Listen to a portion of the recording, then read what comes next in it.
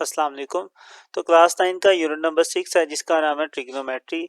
Last time हमने 6.1 जब cover की थी तो उसके अंदर हमने एंगल्स के ऊपर बात की थी कि डिग्री वाला जो सिस्टम है जिसे सेक्साडेसिमल सिस्टम भी कहते हैं और रेडियन वाला जो सिस्टम है, इन दोनों के ऊपर डिटेल में बात की थी और अपने क्वेश्चन भी सोल्व किए थे। आज की इस वीडियो में इंशाल्लाह हम अपनी एक्सरसाइज 6.2 को कवर करेंगे सारी की सारी और इंशाल्लाह सारे क्वेश्चन करेंगे। तो वो बच्चे जो सिर्फ क्वेश्चन देखना चाहते हैं, सिर्फ क्वेश्चन को ही समझना चाहते हैं, तो वो उनके लिए टाइम कोड मैंने डिस्क्रिप्शन में दिया हुआ है, उस पर क्लिक करके अपनी मर्जी का क्वेश्चन देख सकते हैं। लेकिन वो बच्चे जो बाकायदा तौर पे इसका कॉन्सेप्ट लेना चाह रहे हैं कि एक्चुअली में ये जो साइन थीटा कोस थीटा ये जिसको हम ट्रिग्नोमेट्री रेशियो कहते हैं, ये कैसे बनती है, इसकी सारी स्टोरी और ये कहाँ कहाँ पे यूज़ होती है, तो अगर वो सारा कॉन्सेप्ट समझना चाहते हैं तो वो इस वीडियो को कंप्लीट देखें। हम पहले स्टार्टिंग पर सारे कॉन्सेप्ट की ही बात करेंगे। ये सारी बातें आपकी बुक में लिखी हैं और कुछ ऐसी बातें जो लिखी नहीं है, लेकिन इंशाल्लाह आपको इस वीडियो में वो बताई जाएंगी ताकि आपको ये क्लियर हो जाए कि ये ट्रिग्नोमेट्री रेशियोज होता क्या है, ये कैसे बनी। तो ये सारी चीज़ों पे बात की जाएगी, ये सारे टॉपिक इंशाल्लाह इस वीडियो में कवर किए जाएंगे और आप लोगों ने भी समझने के बाद अपनी इस बुक के अंदर इन तमाम टॉपिक्स को अंडरलाइन कर लेना है और इसको अच्छे से याद करना है, समझना है। तो अब अपने लेक्चर को स्टार्ट करते हैं। तो सबसे पहले अपने कॉन्सेप्ट की तरफ चलेंगे। सबसे पहले बात करेंगे ट्रिग्नोमेट्रिक रेशियोज के ऊपर कि ट्रिग्नोमेट्री रेशियो होती क्या है। तो मैं आपको बिल्कुल स्टार्टिंग पर लेके चलूंगा कि एक्चुअली में इसका कॉन्सेप्ट कैसे आया और ये कैसे बनी। आपके सामने ये तीन ट्राइंगल है। मान लें कि इस ट्राइंगल का ये जो एंगल है, ये एंगल बन रहा है 60 डिग्री का। ठीक है, तो हमने यहाँ पे 60 डिग्री लिख लिया। अब ये जो तीनों ट्राइंगल है ना, तीनों ट्राइंगल्स का साइज जरूर डिफरेंट है, लेकिन इनका ये वाला एंगल सेम है। ये भी 60 डिग्री है और ये भी 60 डिग्री है। ओके, हाँ साइज में फर्क है लेकिन एंगल सेम है। अब आपके सामने मैंने इनकी हाइट भी लिख दी है। इसकी जो लंबाई है वो 6 है, ये 3 है और इसकी 5.196 है। इसकी भी लिख दिया 4 2 और देन 3.464। ठीक है, इसी तरीके से इनकी भी लिख दिया। अब आप एक काम करें कि ये जो एंगल है इसके सामने कौन सी साइड है, इस वाली साइड को आप डिवाइड करके देखें इसके साथ। ठीक है, हम क्या करते हैं, इसको डिवाइड करते हैं इसके साथ। तो 5.196 को आप डिवाइड कर दें 6 के साथ। ठीक है, बाकी की सब के साथ भी कर सकते हैं, लेकिन मैं फिलहाल इन दोनों को आपस में डिवाइड करके देखता हूँ क्या आता है। जब आप इन दोनों को डिवाइड करेंगे तो आपके पास एक आंसर आएगा और वो आंसर ये होगा 0.866। 0.866 आएगा। अगर आप इस वाले ट्राइंगल पर आते हैं, यहाँ पर भी आप इन दोनों को डिवाइड करें तो तब देखते हैं क्या आंसर आएगा। तो ये तो इस वाली का था, तो यहाँ पे लाइन लगा देते हैं ताकि ये सेपरेशन है इनके बीच में। तो मैं अब इन दोनों साइड को डिवाइड करता हूँ। 3.464 डिवाइडेड बाय 4। ठीक है, अगर आप इन दोनों को भी डिवाइड करते हैं तब भी आपके पास आंसर सेम आएगा 0.866। अब आप इन दोनों को डिवाइड करें। ठीक है, इन दोनों को, ठीक है, इन दोनों साइडों को डिवाइड करते हैं। तो यहाँ पे 1.732 डिवाइडेड बाय 2। जब इन दोनों को भी डिवाइड करते हैं तब भी आंसर सेम आता है। अब यहाँ पर देखिए, हालांकि दोनों का तीनों का साइज डिफरेंट है, लेकिन फिर भी जब उनकी इन दोनों साइडों को डिवाइड किया जाता है आंसर सेम आ रहा है। लेकिन इन तीनों में एक चीज भी कॉमन है कि एंगल क्या है, सेम है 60 डिग्री। अगर किसी भी ट्राइंगल में 60 डिग्री एंगल बन रहा है, इसका मतलब ये हुआ कि किसी भी ट्राइंगल में अगर 60 डिग्री का एंगल मौजूद है तो वहां पर आप जब भी उसके सामने वाली इन दो साइडों को डिवाइड करेंगे तो आंसर क्या आना है, सेम ही आना है। तो मतलब इस पूरी ट्राइंगल की ये जो साइडें हैं इनका ताल्लुक इसके साथ मौजूद है, इस एंगल के साथ कोई ना कोई रिलेशन मौजूद है। तो हमने इस रिलेशन को कह दिया कि इन दोनों साइडों का जो रेशियो है वो हमेशा सेम आती है और इस रेशियो का ताल्लुक इसके साथ है, एंगल के साथ। हाँ, अगर आप एंगल चेंज कर देते हैं, आप 60 डिग्री की बजाय 45 डिग्री कर लेते हैं, 80 डिग्री कर लेते हैं, 30 डिग्री कर लेते हैं, मतलब जब आप एंगल चेंज करेंगे ना तब वैल्यू चेंज होगी। लेकिन जब तक एंगल सेम है आपका हमेशा, अगर कोई भी दो साइड है, जैसे कि हमने ये दो साइडें ली थी, आप इन दो साइडों को जब भी डिवाइड करेंगे आपका जो आंसर है वो सेम रहेगा। तो इसका मतलब ये हुआ कि हर एक ट्राइंगल के अंदर ये जो दो साइडें होती हैं ना, ये आपस में, इनका आपस में कोई ना कोई ताल्लुक मौजूद है, लेकिन ताल्लुक किसकी वजह से, ये एंगल की वजह से है। तो मतलब एंगल का और इनका आपस में कोई ना कोई रिलेशन तो है। उस रिलेशन को हमने नाम दे दिया हुआ है साइन थीटा का। ठीक है, साइन एक फंक्शन है, जैसे कि इन दोनों वैल्यूज का किसके साथ ताल्लुक था, एंगल के साथ। एंगल को हम थीटा के साथ रिप्रेजेंट कर देते हैं, तो किसके साथ ताल्लुक है, एंगल थीटा के साथ ताल्लुक है। और साथ में ये जो साइन लिखा है ये क्या बता रहा है, ये आपको ये बता रहा है कि आपने कौन सी साइडें लेनी है, एक ये वाली साइड लेनी है और एक ये वाली साइड लेनी है। ठीक है, इन दोनों साइडों का नाम भी रखा हुआ है, इसे हम कहते हैं परपेंडिकुलर और इसे हम कहते हैं हाइपोटेन्यूस। उर्दू में इस वाली को कहते हैं अमूद और इस वाली को कहते हैं वितर। तो आपने जब भी अमूद और वितर को डिवाइड करना है, आपका आंसर क्या आना है, ये आना है। और अगर आपको नहीं पता इनकी हाइट कितनी है, इनकी लेंथ कितनी है, तो कोई बात नहीं, आप सिंपल क्या करें, आप एंगल पुट करें साइन की जगह पर, ऑटोमेटिकली ये वाली वैल्यू आपका कैलकुलेटर निकाल देगा। मतलब अगर आप कैलकुलेटर पे लिखते हैं ना साइन 60 डिग्री, तो आपके पास यही आंसर आएगा। उसकी रीज़न क्या है, क्योंकि हमने ये कैलकुलेट करके रख लिया हुआ है पहले से ही कि अगर आपका एंगल 1 डिग्री होगा तो फिर ट्राइंगल जो भी बनेगी उस ट्राइंगल की साइडों को डिवाइड करके क्या आंसर आएगा, तो वो हमें पता है। तो इसलिए जब भी आप कैलकुलेटर पर लिखेंगे साइन 1 डिग्री तो आपके पास आंसर आ जाएगा।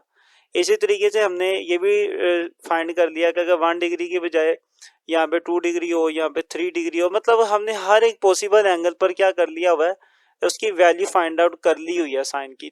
तो कोई भी एंगल अगर यहाँ पे बन रहा है और आप उसको उसका साइन ले रहे हैं, साइन लेने का मतलब क्या है कि आप परपेंडिकुलर और हाइपोटेन्यूस को डिवाइड कर रहे हैं, तो आपके पास आंसर क्या आएगा, सेम यही आएगा।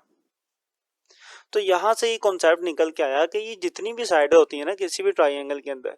अच्छा, यहाँ पर एक और चीज़ आपने याद रखनी है, ये किसी भी ट्राइंगल के लिए नहीं है, ये स्पेशली जो राइट ट्राइंगल होती है ना, ये उनके लिए ये बातें होंगी।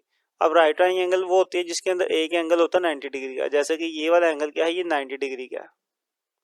इन तीनों के अंदर ये एंगल 90 डिग्री का। 90 डिग्री एंगल के लिए इस तरह एक छोटी सी मतलब स्ट्रेट लाइन के जरिए इसे रिप्रेजेंट कर दिया जाता है। इस तरीके से हमारे पास ये वाली ट्रिग्नोमेट्री रेशियो बन गया साइन थीटा। अब साइन थीटा का मतलब क्या है कि कोई ट्राइंगल है उसकी दो साइडें डिवाइड करेंगे ना, तो ये आंसर आ जाएगा। अब वो दो साइडें कौन सी होंगी, एक ये वाली साइड होगी और एक वाली। इसका नाम मैंने आपको बताया था, मैंने नाम यहाँ पे लिखा नहीं है क्योंकि आगे जाके डिटेल में इस पर हमने और बात करनी है। तो अभी आपको मैं कॉन्सेप्ट दे रहा हूँ कि ट्राइंगल सेम होती हैं, अगर उनका एंगल सेम है ना, तो आप उनकी किसी भी साइडों को डिवाइड कर लें वो सेम आएंगी, चाहे साइज जितना मर्जी फर्क आ जाए, चाहे जितनी मर्जी ट्राइंगल बड़ी हो जाए, चाहे जितनी मर्जी छोटी हो जाए, लेकिन अगर एंगल सेम है तो हर एक के जो रेशियो होती है, रेशियो इसी को ही कहते हैं ना कि दो चीज़ों को डिवाइड कर देना, मतलब क्या ले रहे हैं हम, उसकी रेशियो ले रहे हैं। तो एक ये वाली साइड और एक ये वाली साइड की आप रेशियो ले लें, आपके पास आंसर सेम आएगा। आप किसी भी साइड की रेशियो ले लें, आप इन दोनों की भी रेशियो ले लेंगे तो आंसर क्या आएगा, सेम आएगा। अब हर एक रेशियो को हमने अलग अलग नाम दे दिया हुआ है, जैसे कि इस वाली और इस वाली साइड की जब रेशियो लेते हैं तो उसको हमने नाम दे दिया हुआ साइन, साइन थीटा। रेशियो लेंगे तो क्या आंसर आएगा, 0.866 आएगा। लेकिन ये आंसर कब आएगा, जब एंगल क्या होगा ट्राइंगल के अंदर 60 डिग्री का होगा।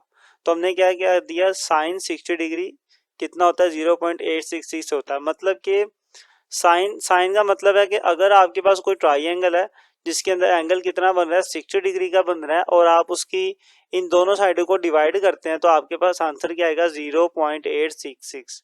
तो ये पूरी चीज़ आपको ये बता रही होती है कि ट्राइंगल के अंदर एंगल 60 डिग्री का है, और साइन का मतलब क्या है कि उस 60 डिग्री वाली ट्राइंगल के अंदर हमने उसकी दो साइडों को डिवाइड किया, तो हमारे पास क्या आंसर आया, 0.866 आ गया। ठीक है, अब साइंटिस्ट ने यहाँ पे बड़ी मेहनत की हुई है, उन्होंने पहले से ही ट्राइंगल्स को बना कर हर एक डिफरेंट एंगल पर वैल्यूज जो फाइंड आउट कर ली हुई हैं, जिसको आज हमने कंप्यूटर में फीड कर दिया हुआ है। अब क्या होता है, अब हमें ट्राइंगल्स बनाकर उनकी साइडें फाइंड कर डिवाइड करके नहीं चेक करना पड़ता कि साइन की 60 पर क्या वैल्यू होगी।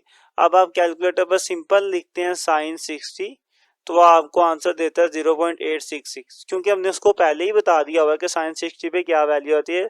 साइंटिस्ट ने ट्राइंगल्स बनाकर उनकी साइडें फाइंड करके डिवाइड करके जो आंसर आता है वो पहले ही बता दिया हुआ, लिख दिया हुआ, तो उन्होंने ये काम कर दिया हुआ आपकी आसानी के लिए। ये चीज़ है, इस तरीके से हमारे पास ये ट्रिग्नोमेट्री रेशियो आई। इसे इसलिए ट्रिग्नोमेट्री आपको लास्ट में बताया था ट्राइंगल्स को कहते हैं। और रेशियो का मतलब क्या होता है? रेशियो का मतलब ये होता है कि दो क्वांटिटीज के बीच में कंपैरिजन करना, या उनको आप कह लें कि डिवाइड कर रहे हैं हम। तो यहाँ पर भी दो क्वांटिटीज क्या है, एक ये वाली साइड है और एक ये वाली साइड है। अब इन दोनों को हम डिवाइड कर रहे हैं, तो जैसा कि इन दोनों को डिवाइड किया तो मेरे पास कोई ना कोई आंसर आ गया। और इनको डिवाइड करने के बाद जो आंसर आया उसको मैंने किसके साथ रिलेट कर दिया, एंगल के साथ कर दिया। और मैंने कौन सी साइड डिवाइड की थी, ये दोनों की थी, इसलिए हमने यहाँ पे क्या लिख दिया, साइन। साइन हमें ये बता देता है, साइन लिखने का मकसद ये है कि हमारे माइंड में सबसे पहले ये बात आ जाए कि ये जो आंसर है ना, ये सिर्फ उस वक्त आएगा जब आप अपनी परपेंडिकुलर और हाइपोटेन्यूस मतलब अमूद और वितर वाली लाइन को डिवाइड करेंगे, तब ये आंसर आएगा। ठीक है, तो साइन आपको ये बता रहा होता है। लेकिन अगर आप अमूद और वितर को डिवाइड करने की बजाय ये नीचे वाली साइड को डिवाइड कर दे, ये क्या होती है, ये बेस होती है, जिसे उर्दू में कायदा कहते हैं। अगर आप इन दोनों को डिवाइड करेंगे तो फिर आपके पास एक नया आंसर आएगा, उसको हमने एक अलग नाम दे दिया हुआ है। ठीक है, तो जैसे इसको साइन कहा था, उसको हम क्या कह देंगे, टेन कह देंगे, कोस कह देंगे। ये सारी चीजें आगे मैं बताऊंगा कि अगर आप डिफरेंट डिफरेंट साइडों को आपस में डिवाइड करते हैं ना, तो उसके अकॉर्डिंगली हमारे पास एक डिफरेंट रेशो आती है सामने। जैसे इन दोनों को डिवाइड करके हमेशा यही आएगा, तो इसलिए हमने इसे क्या कह दिया, साइन कह दिया। साइन का मतलब है कि इन दो साइडों को डिवाइड करना है आपने। लेकिन आप कोई और साइडों को डिवाइड करते हैं तो उसका कोई और नाम रखा हुआ है हमने। जैसे इसका साइन था, किसी का कोस रख दिया, किसी का टेन रख दिया। ये आगे चल के मैंने इस पर मजीद बात करनी है। तो इन्हीं को हम क्या कहते हैं, ट्रिग्नोमेट्रिक रेशो कहते हैं। ठीक है, रेशो डिवाइड करना, ट्रिग्नोमेट्री मतलब ट्रिग्नोमेट्री की साइडों को डिवाइड करके जो आंसर आता है उसे हम क्या कहते हैं, ट्रिग्नोमेट्री रेशियो कहते हैं। तो जब आप अपनी परपेंडिकुलर और हाइपोटेन्यूस मतलब अमूद और वितर को डिवाइड करते हैं तो एक रेशियो आती है जिसे हमने क्या नाम दिया हुआ, साइन का नाम दिया हुआ। अब यहाँ पर एक क्वेश्चन आपके माइंड में आ सकता है कि ये जो मैंने वैल्यूज लिखी हैं ये मैंने कैसे लिखी हैं, मतलब अपने से लिख दिया। आप यहाँ पे जरूरी थोड़ी है ये लिखें, आप यहाँ पे कोई और वैल्यू लिख दें तो आंसर बदल जाएगा। लेकिन एक्चुअली में आप ऐसा कर नहीं सकते। अगर आप कोई ट्राइंगल बनाते हैं, आपको उसकी दो साइडें पता है। मान लें कि आपको सिर्फ पता होती ये वाली साइड ना पता होती, आपको सिर्फ ये पता होता कि ये जो नीचे वाली लाइन है ये 3 सेंटीमीटर है और ये जो ऊपर वाली लाइन है ये 6 सेंटीमीटर है, तब इस वाली साइड की आप हाइट फाइंड आउट कर सकते थे। सिंपल, बड़े इजी तरीके से कर सकते थे। उसके लिए हमारे पास है पैथागोरस थ्योरम। आपको दो साइडें अगर एग्जैक्ट पता है ना, तीसरी की आप वैल्यू खुद ब खुद निकाल सकते हो। उसके लिए हम यूज करते हैं पैथागोरस थ्योरम। ठीक है, अब पैथागोरस थ्योरम हमें क्या कहता है, पैथागोरस ये कहता है कि हाइपोटेन्यूस का जो आप स्क्वायर लेते हो, मैं एच लिख लेता हूँ, हाइपोटेन्यूस का जो स्क्वायर है वो बराबर होता है परपेंडिकुलर का स्क्वायर प्लस बेस का स्क्वायर। ठीक है, अब परपेंडिकुलर जो उर्दू वाले बच्चे हैं वो समझ जाएं, परपेंडिकुलर का मतलब होता है ये वाली लाइन जिसे हम उर्दू में कहते हैं अमूद। चले मैं इसे उर्दू में भी लिख देता हूँ। हाइपोटेन्यूस को उर्दू में कहते हैं वितर का स्क्वायर, परपेंडिकुलर को कहते हैं अमूद, अमूद का स्क्वायर, और प्लस बेस को कहते हैं कायदा, कायदे का स्क्वायर। तो मान ले कि एक ट्राइंगल है, उसके अंदर दो साइडें तो हमें पता होनी चाहिए ना। अगर एक साइड पता है तो फिर ट्राइंगल नहीं बन सकती। तो तीनों में से कोई भी दो साइडें आप अच्छे से फाइंड कर ले। तो मान लेते हैं कि हमने इसकी कैलकुलेशन की, हमने मेजरिंग टेप से फाइंड किया, इसकी हाइट 3 है, इसकी 6 है। तो देन इसकी कितनी हाइट होगी, इसको कैलकुलेट करने के लिए हम ये यूज करेंगे अपना फॉर्मूला। तो यहाँ पे मेरे पास जो बेस है वो 3 है और हाइपोटेन्यूस कितना 6 है। तो बेस मेरे पास 3 है तो यहाँ पे 3 आ गया। परपेंडिकुलर ये वाली लाइन है, इसको तो मुझे फाइंड करना है ये कितनी होगी, तो परपेंडिकुलर एज इट इज रहेगा। और हाइपोटेन्यूस कितना था, वो 6 था ना ये, तो यहाँ पे आ जाएगा 6 का स्क्वायर।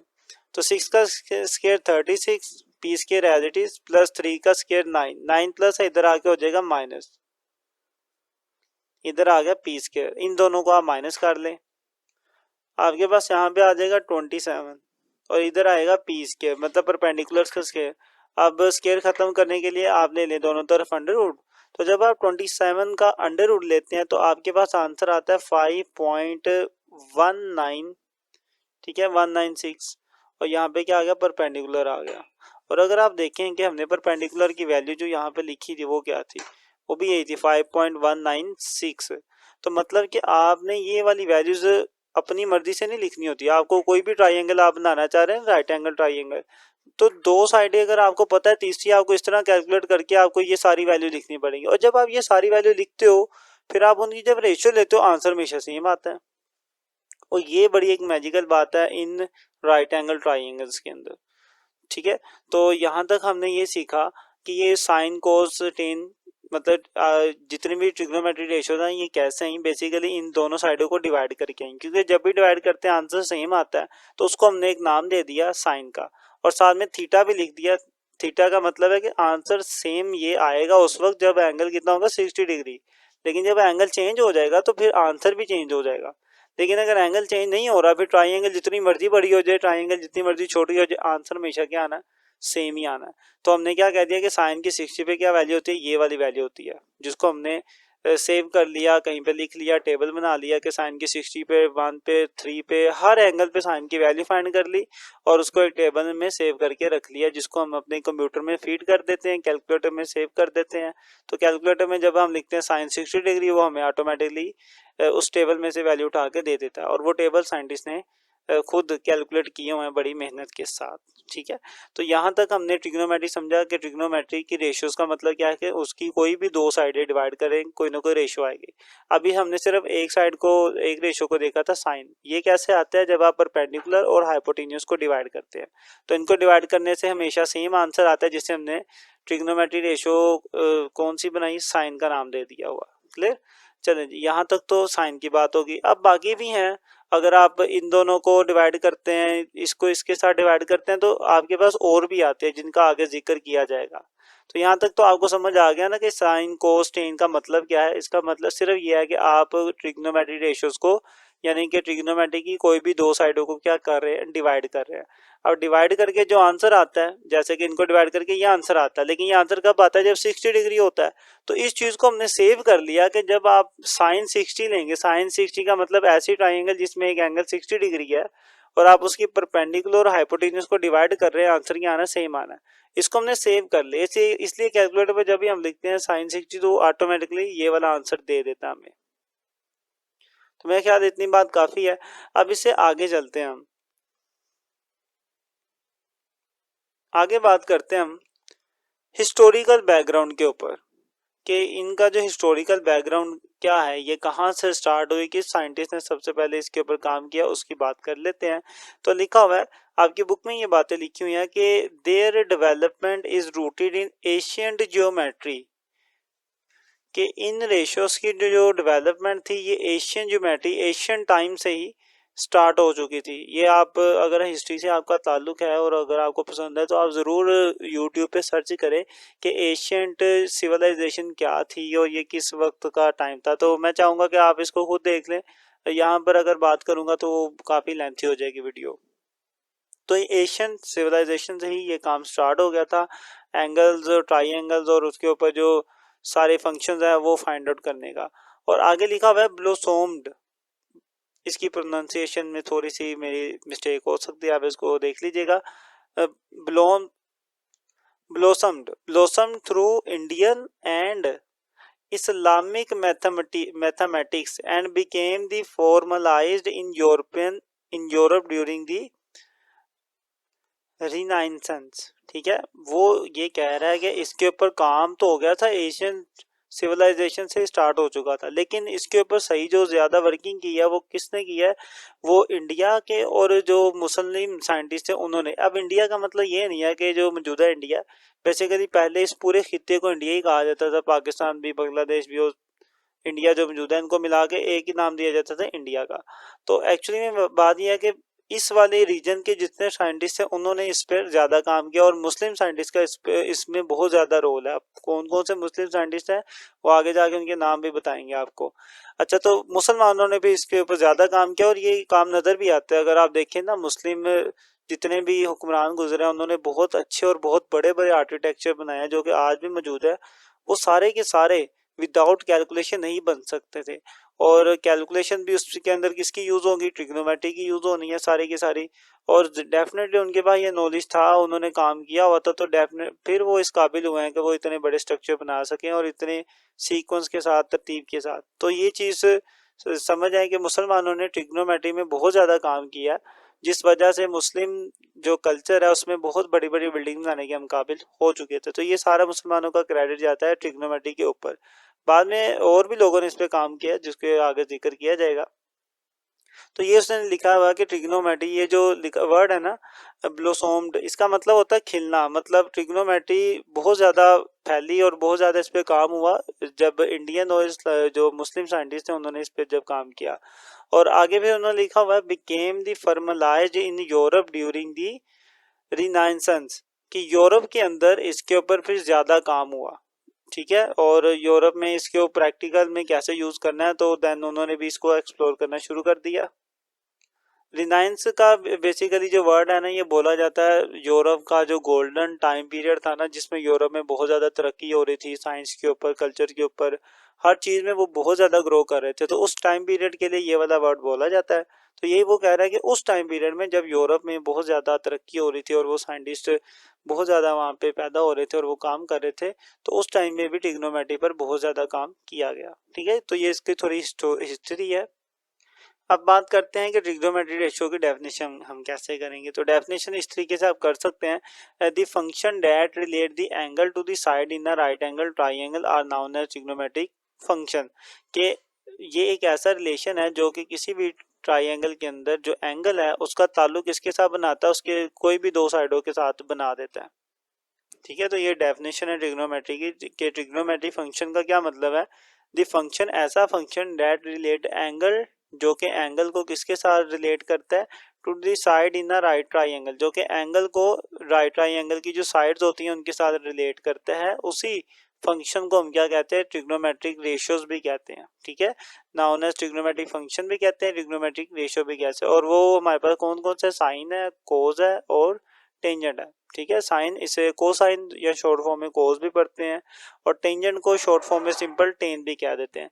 ये तीन बेसिक हैं, तीन और भी हैं जो कि इनका उल्ट होती है, वो आगे जाके उस पर बात करनी है, तो मैं इसलिए इसमें अभी इतना ही बताऊंगा आपको।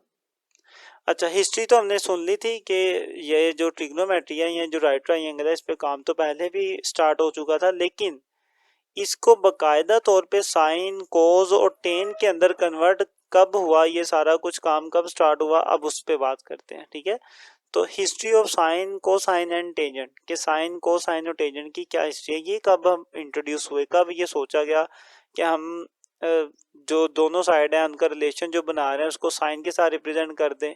ठीक है, तो ये कब हुआ, तो सबसे पहले इसके ऊपर बात करते हैं। तो आपकी बुक में ये सारी बातें लिखी हैं, आपने ये करनी है, ये इंपॉर्टेंट है। और एक चीज़ मैं बता दूं कि मेरी थोड़ी प्रोनाउंसिएशन में मिस्टेक हो सकती है, कोई डेफिनेटली मैं कोशिश करता हूँ ठीक बोल लूँ, लेकिन ये है कि इंग्लिश में थोड़ा सा वो लैंग्वेज नहीं है, तो इसलिए थोड़ी मिस्टेक हो सकती है, तो आप इसको खुद भी देख लेना। खैर, हिस्ट्री में ये लिखा हुआ है कि हिपार्कस ऑफ नीसिया, हिपार्कस एक साइंटिस्ट का नाम था और नीसिया जगह का नाम है, तो वहां पे ये रहते थे, तो उसी वही उसने लिखा हुआ है कि हिपार्कस एक साइंटिस्ट है जिन्होंने सबसे पहले ट्रिग्नोमेट्री पे काम स्टार्ट किया, और उनको क्या कहा जाता है, फादर ऑफ जियोमेट्री, ट्रिग्नोमेट्री भी कहते हैं। ठीक है, तो Hipparchus Nicaea is considered the father of trigonometry, इनको ट्रिग्नोमेट्री का फादर कहा जाता है। स्टार्टिंग आप कह लेंगे बहुत पुराना जब चले जाए तो सबसे पहले यही मिलते हैं जिन्होंने ट्रिग्नोमेट्री पर थोड़ा काम स्टार्ट किया। और ये देखिए सन लिखा हुआ है 190 से 120 बीसी तक, मतलब 120 से 190 बीसी तक ये थे।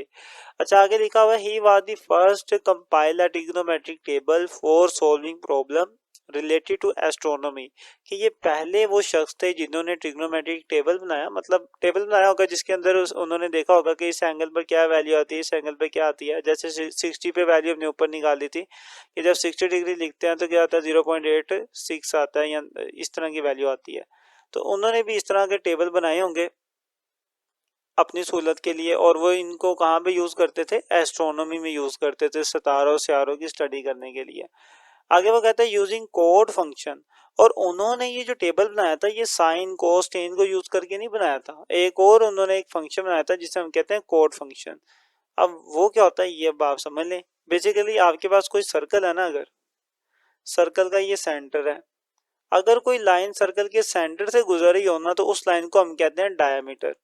लेकिन अगर सेंटर से ना गुजर रही हो, साइड से ही कहीं से दो पॉइंट्स को मिला दे, तो इस तरह की लाइन को कहते हैं कोड। क्लियर। अब आप अगर इनके दोनों सर्कल्स, दोनों यहाँ से पॉइंट्स को मिलाते हैं सर्कल के साथ, तो आप देख सकते हैं कि ये भी एक क्या बनती है, एक ट्रायंगल ही बनती है। और उन्होंने इसी के अकॉर्डिंगली स्टडी की होगी, और यहाँ पे जो एंगल है वो क्या बन रहा है, थीटा बन रहा होगा ये। तो उन्होंने इस कोड को ज़हन में रखते हुए सारा स्टडी किया था, और यहीं से ट्रिग्नोमेट्री की शुरुआत होती है, क्योंकि ये एक ट्राइंगल ही बनती है। अच्छा, आगे लिखा हुआ है कि Hipparchus divided a circle into 360 degree, और वो शख्स हिपरकस ही था जिसने एक सर्कल को 360 डिग्री में डिवाइड किया था, and use this system for measuring angle, और इस सिस्टम को 360 वाला जो डिग्री वाला सिस्टम है इसको इस्तेमाल किया था एंगल मेजर करने के लिए। ठीक है, तो इस साइंटिस्ट ने काफ़ी ज़्यादा काम किया हुआ है।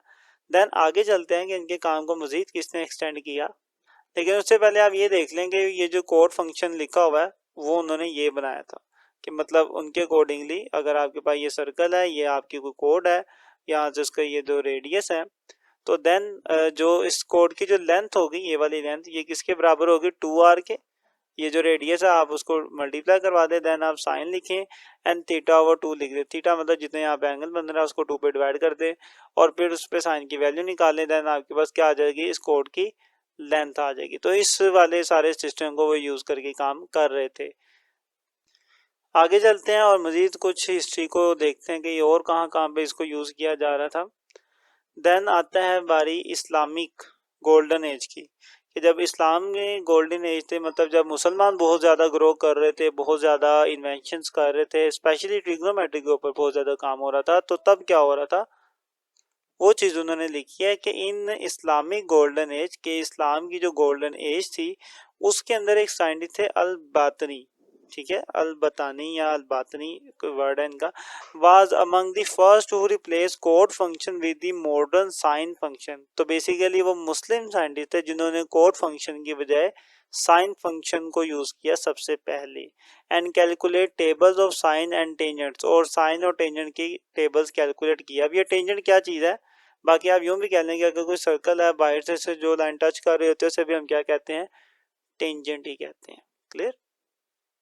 तो ये बात आपने याद रखती है कि कौन से मुस्लिम साइंटिस्ट थे जिन्होंने सबसे पहले साइन फंक्शन को यूज़ किया और उसको टेबल में कन्वर्ट किया और उनकी वैल्यूज कैलकुलेट की, वो ये थे, ठीक है, अलबातनी।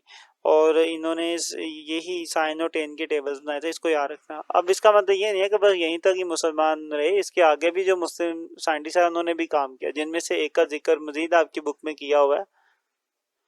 उनका नाम है अल ख्वारिज़मी, ठीक है, अल ख्वारिज़मी वो साइंटिस्ट थे जिन्होंने, वैसे तो अल ख्वारिज़मी जो है वो उनका जो जिक्र मिलता है वो अलजबरा में मिलता है, लेकिन यही साइन कोस चेन को फिर अलजबरा में भी यूज़ किया गया।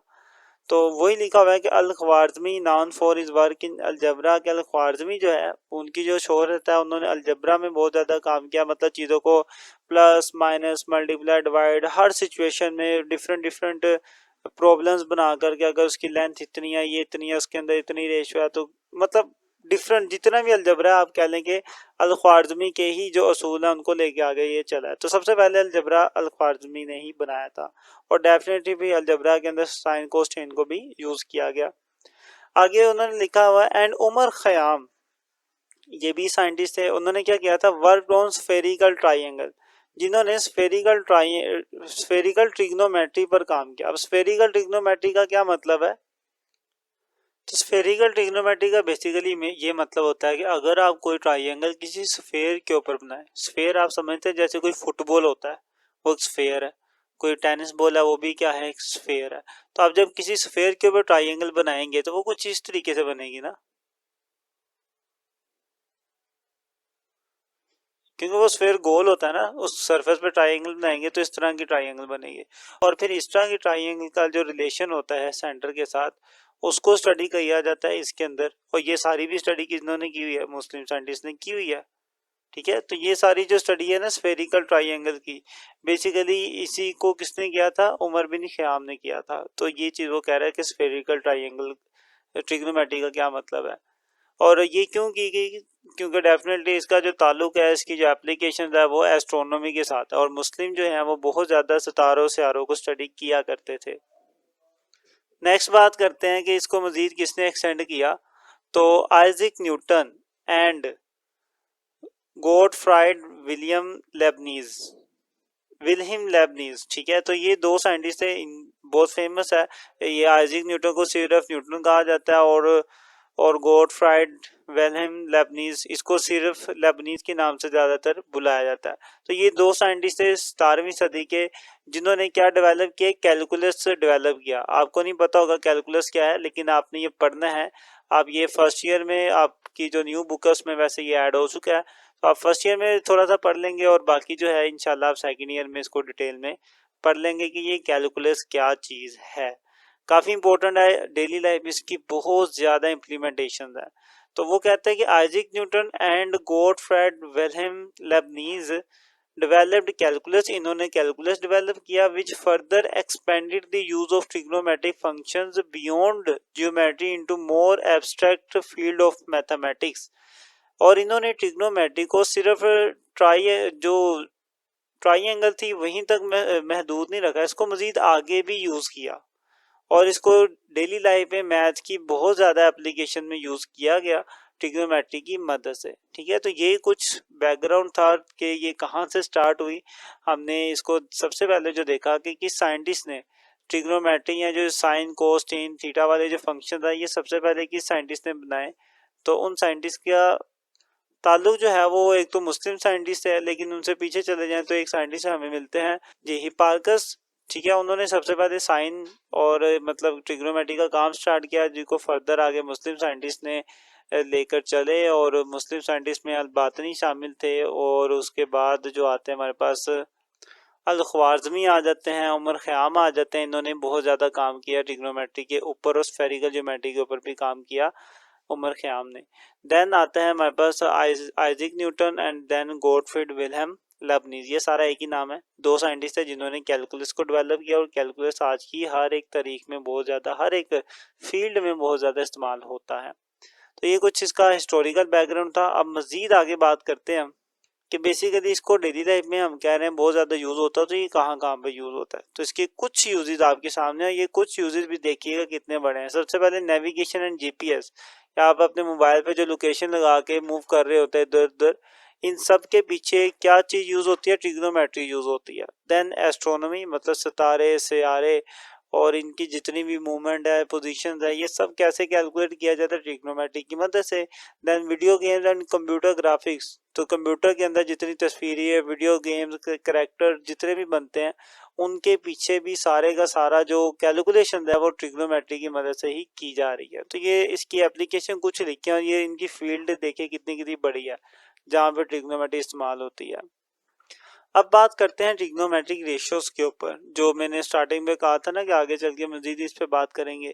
तो स्टार्टिंग में तो हमने ट्रिग्नोमेट्री की एक रेशियो के ऊपर बात की थी, जिसके अंदर हम ये परपेंडिकुलर वाली लाइन और हाइपोटेन्यूस वाली लाइन, इन दोनों को डिवाइड करते थे, और हमारे पास एक ट्रिग्नोमेट्रिक रेशियो आती थी जिसे हम क्या कहते थे, साइन कहते थे। ठीक है, साइन थीटा, यहाँ पे एंगल क्या बन रहा होता है, थीटा बन रहा होता है, और थीटा के सामने जो लाइन होती है उसे हमने क्या नाम दिया था, परपेंडिकुलर। इसको एक ही साथ रिप्रेजेंट किया हुआ है, रिप्रेजेंट किसी भी आप लेटर से कर सकता है, लेकिन इसका नाम बेसिकली क्या है, परपेंडिकुलर इसे हम कहते हैं।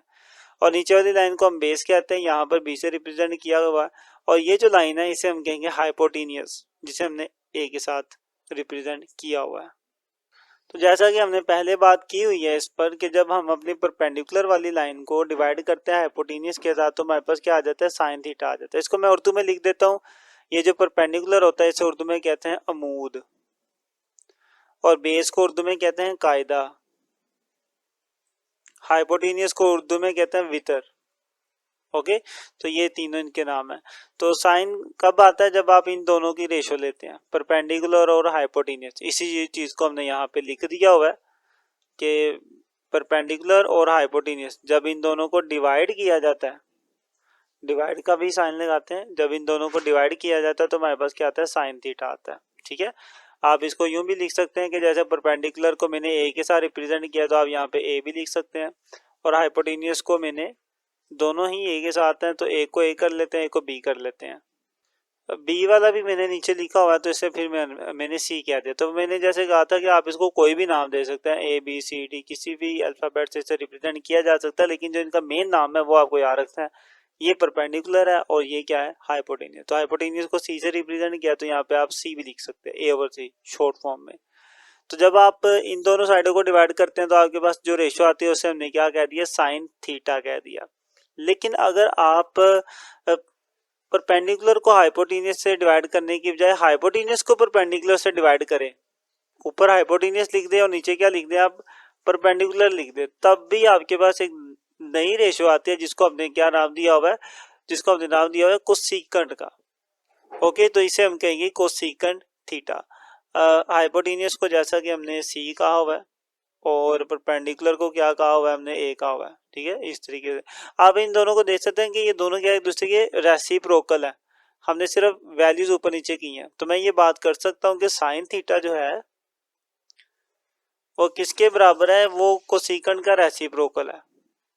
या फिर यूं भी लिखा जा सकता है कि जब मैं साइन का रेसिप्रोकल लेता हूँ इस तरीके से कि जब मैं 1/sin साइन करता हूँ, मतलब साइन का रेसिप्रोकल लेता हूँ, तो मेरे पास एक नई ट्रिग्नोमेट्रिक रेशियो आती है जिसे हम कहते हैं कोसाइन या सिंपल कोसेकेंट कह देते हैं, कोसाइन कहेंगे इसे। ठीक है, जिसे हम कहते हैं कोसेकेंट, कोसेकेंट थीटा। ये याद रखिएगा कि ये क्या एक दूसरे का रेसिप्रोकल है।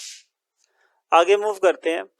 तो अभी तो जैसे कि इन दोनों की बात की थी, इन दोनों को आपस में डिवाइड करेंगे तो दो नई रेशियो आ जाएंगी, एक आएगी साइन और एक आएगी कोसेकेंट। अगर हम बाकी लाइनों को डिवाइड करें तब भी आएंगी, आपके पास न्यू से न्यू रेशियो बनती जाएंगी। जैसे कि अगर मैं डिवाइड करता हूँ बेस को, इस वाली बेस को इस वाले हाइपोटेन्यूस के साथ डिवाइड करता हूँ, तो मेरे पास जो नई रेशियो बनेगी उससे हम कहते हैं कोस थीटा। ठीक है, तो ये बार याद रखिएगा, कोस थीटा कब आता है, जब आप बेस और हाइपोटेन्यूस को डिवाइड करते हैं। बेस को हमने बी से रिप्रेजेंट किया हुआ है और हाइपोटेन्यूस को सी के साथ लिखा हुआ है। अब इसमें भी वही बात है कि अगर इसका भी रेसिप्रोकल लिया जाए, अगर मैं मतलब 1/cos करूं या इसका रेसिप्रोकल लूं, तो मेरे पास कौन सी क्वांटिटी आती है। तो जब आप कोस का रेसिप्रोकल लेते हैं तो आपके पास जो नई रेशियो आती है उसे हम कहते हैं सीकेंड थीटा। ठीक है, ये रिलेशन याद रखिएगा। इसको आप यूं भी लिख सकते हैं, चूंकि रेसिप्रोकल ले रहे हैं ना, मतलब आप बेस को हाइपोटेन्यूस पे डिवाइड करने की बजाय हाइपोटेन्यूस को किस पे डिवाइड करते हैं, बेस पे करते हैं, तो आपके पास एक नई रेशियो आएगी जिसे आप क्या कहेंगे, सीकेंड थीटा कहेंगे। और ये कैसे होगी, हाइपोटेन्यूस को सी के साथ और बेस को बी के साथ रिप्रेजेंट करेंगे। तो आप यहाँ से भी अंदाजा लगा सकते हैं कि दोनों क्या एक दूसरे के रेसिप्रोकल है, ऊपर नीचे बस वैल्यूज की हैं और एक नई रेशियो आ जाती है। तो उसको आप फॉर्मूले में यूं भी लिख सकते हैं। नेक्स्ट चलते हैं कि अगर आप जैसे कि अभी तक हमने क्या किया, परपेंडिकुलर और हाइपोटेन्यूस की रेशियो ली, तो हमारे पास क्या आ गया था, साइन आया था और कोसेकेंट आया था। और देन हमने बेस की और हाइपोटेन्यूस की रेशियोज ली, तब भी हमारे पास दो क्वांटिटीज आई, एक कोस आई और दूसरी सीकेंट आ गई। अगर मैं इन दोनों की रेशियो लेता हूँ परपेंडिकुलर और बेस की, तो तब भी मेरे पास एक नई रेशियो आएगी जिसे हम कहते हैं टेन। ठीक है, इस तरीके से मैं लिख सकता हूँ कि अगर परपेंडिकुलर और बेस की रेशियो लेते हैं तो नई क्वांटिटी को हमने क्या नाम दिया हुआ है, टेन थीटा। इसको कैसे लिखेंगे, परपेंडिकुलर जैसा कि ए था और बेस मेरी बी थी, तो ए ओवर बी आ जाएगा, ए ओवर बी।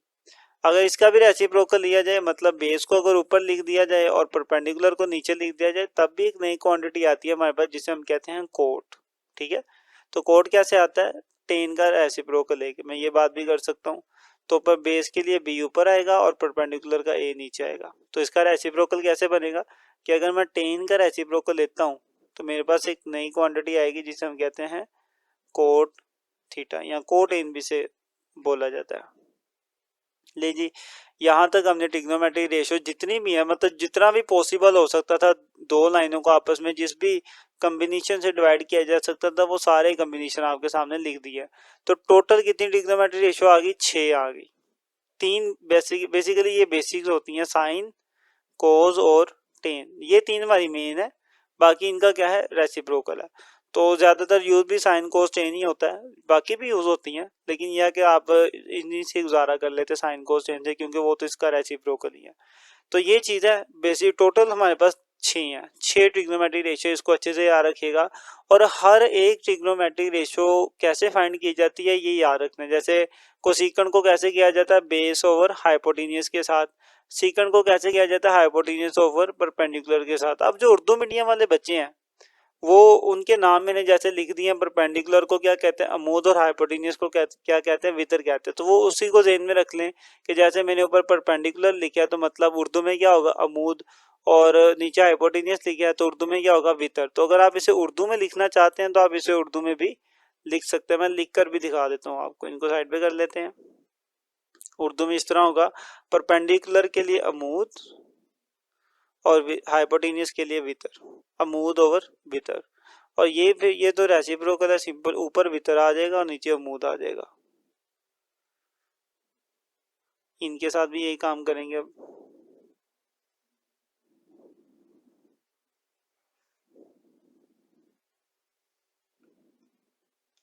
इनको भी उर्दू में लिख लेते हैं। बेस होता है हमारे पास कायदा, ओवर हाइपोटेन्यूस होता है हमारे पास वितर, कायदा ओवर वितर हो जाएगा। देन आ जाए यहाँ पे हाइपोटेन्यूस, उसे हम कहते हैं वितर और बेस को कायदा। इनकी बात करते हैं। परपेंडिकुलर को कहते हैं अमूद और बेस को कहते हैं कायदा।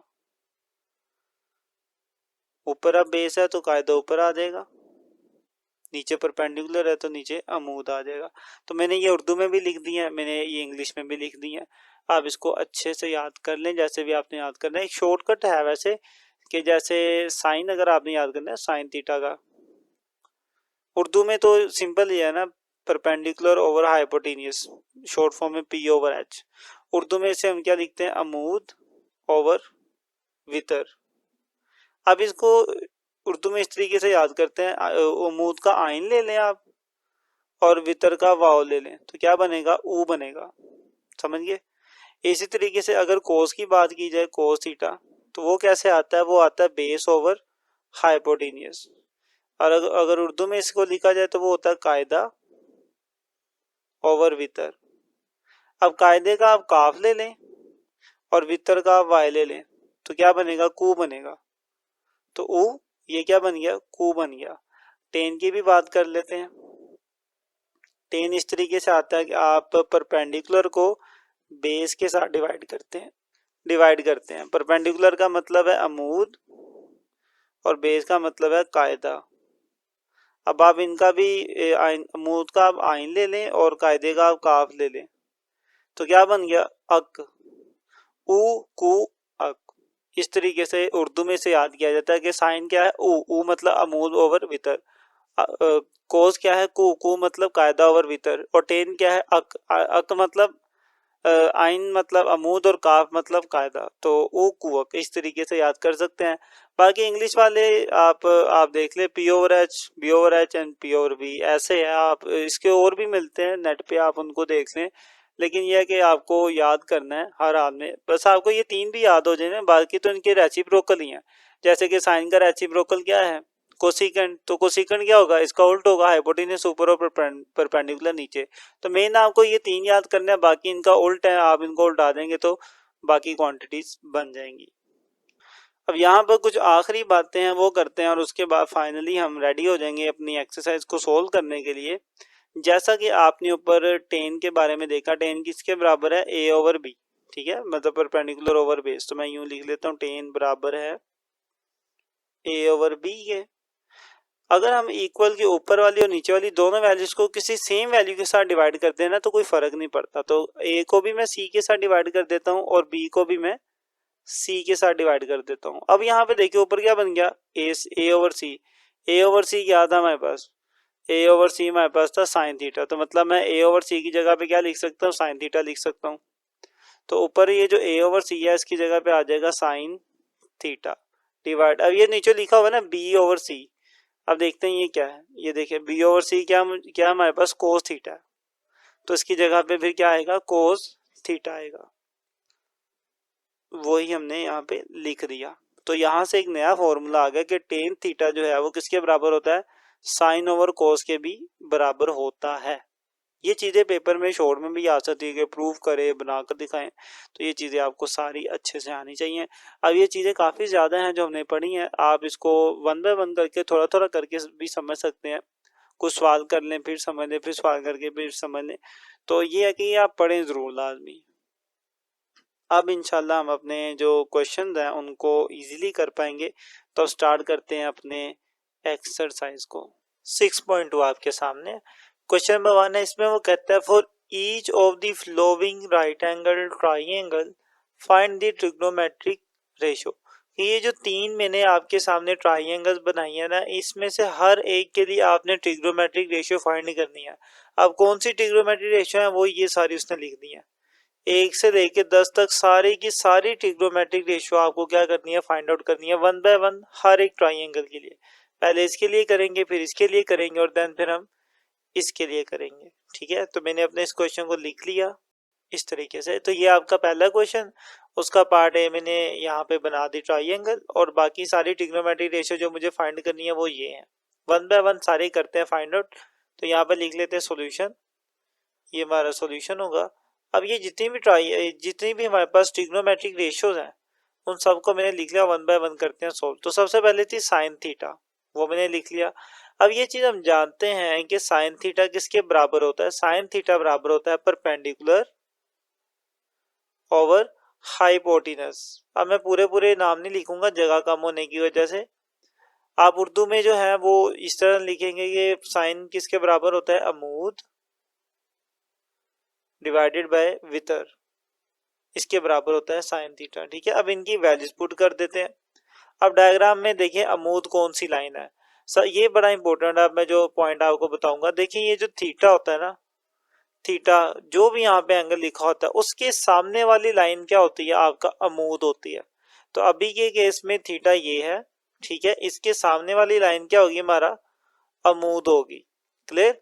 तो अमूद मेरे पास, उस अमूद की वैल्यू क्या है, 4 है, तो यहाँ पे आ जाएगा 4 डिवाइड, और नीचे क्या है हाइपोटेनियस, तो थीटा के सामने वाली अमूद है।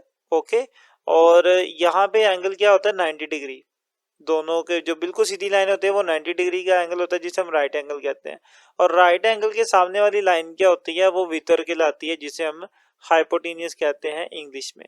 तो हाइपोटेनियस की वैल्यू क्या आ गई, 5 आ गई। तो अमूद की जगह पे 4 या परपेंडिकुलर की जगह पे 4 आ गया, और हाइपोटेनियस या वितर की जगह पे क्या आएगा, 5 आएगा। इसकी वैल्यू 5 थी, यहाँ पे ये देख लें। तो ये दोनों वैल्यूज लिख ली, ये मेरे पास पहली ट्रिग्नोमेट्रिक रेशियो मैंने फाइंड आउट कर ली। अब चलते हैं दूसरी की तरफ, नीचे कर ले जी। दूसरी हमारे पास कोस थीटा, ठीक है, और कोस थीटा का हमने पढ़ा हुआ है कि ये किसके बराबर होती है, ये बेसिकली बेस ओवर हाइपोटेन्यूज के बराबर होती है। ठीक है, बेस ओवर हाइपोटेन्यूज, बेस को उर्दू में कहते हैं कायदा, डिवाइड हाइपोटेन्यूज को वितर कहते हैं। अब अपने इस डायग्राम में देखते हैं कि बेस क्या है और हाइपोटेन्यूज क्या है। बेस होती है नीचे वाली लाइन, ठीक है, उसकी वैल्यू क्या है 3, तो यहाँ पे 3 आ जाएगा, बेस की जगह पर 3 आएगा। और हाइपोटेन्यूज ये वाली लाइन 90 के सामने वाली लाइन, और वो 5 है, तो उसकी जगह पे 5 आ जाएगा, इधर आ गया जी 5। तो ये हमारे पास इसकी भी वैल्यू आ चुकी है। नेक्स्ट चलते हैं अपने थर्ड क्वेश्चन पे, वो है टेन थीटा। अब टेन जो होता है वो बराबर होता है हमारे पास परपेंडिकुलर डिवाइडेड बाय बेस। ठीक है, परपेंडिकुलर को उर्दू में कहते हैं अमूद और बेस को कहते हैं कायदा। अब अपने डायग्राम में देखते हैं इनकी क्या वैल्यूज है। परपेंडिकुलर इस वाली लाइन को कहते हैं जो 90 के एंगल पे बिल्कुल ऊपर जा रही होती है, तो उसकी वैल्यू 4 है। तो परपेंडिकुलर या अमूद उसकी जगह पे 4 आ गया, ओवर कायदा या बेस वो नीचे वाली लाइन होती है और वो क्या है 3 है, यहाँ पे 3 आ जाएगा। ओके, तो इसकी भी वैल्यू आ चुकी है हमारे पास। नेक्स्ट मूव करते हैं अपने, ये लिखा हुआ है सीकेंड थीटा। ठीक है, सीकेंड थीटा। अब सीकेंड जो होता है ना वो कोस का उल्ट होता है। अब कोस क्या था हमारे पास, कोस था बेस ओवर हाइपोटेनियस, तो सीकेंड क्या होगा, हाइपोटेनियस ओवर बेस। इसके केस में हाइपोटेनियस ऊपर आ जाएगी और बेस नीचे आ जाएगी।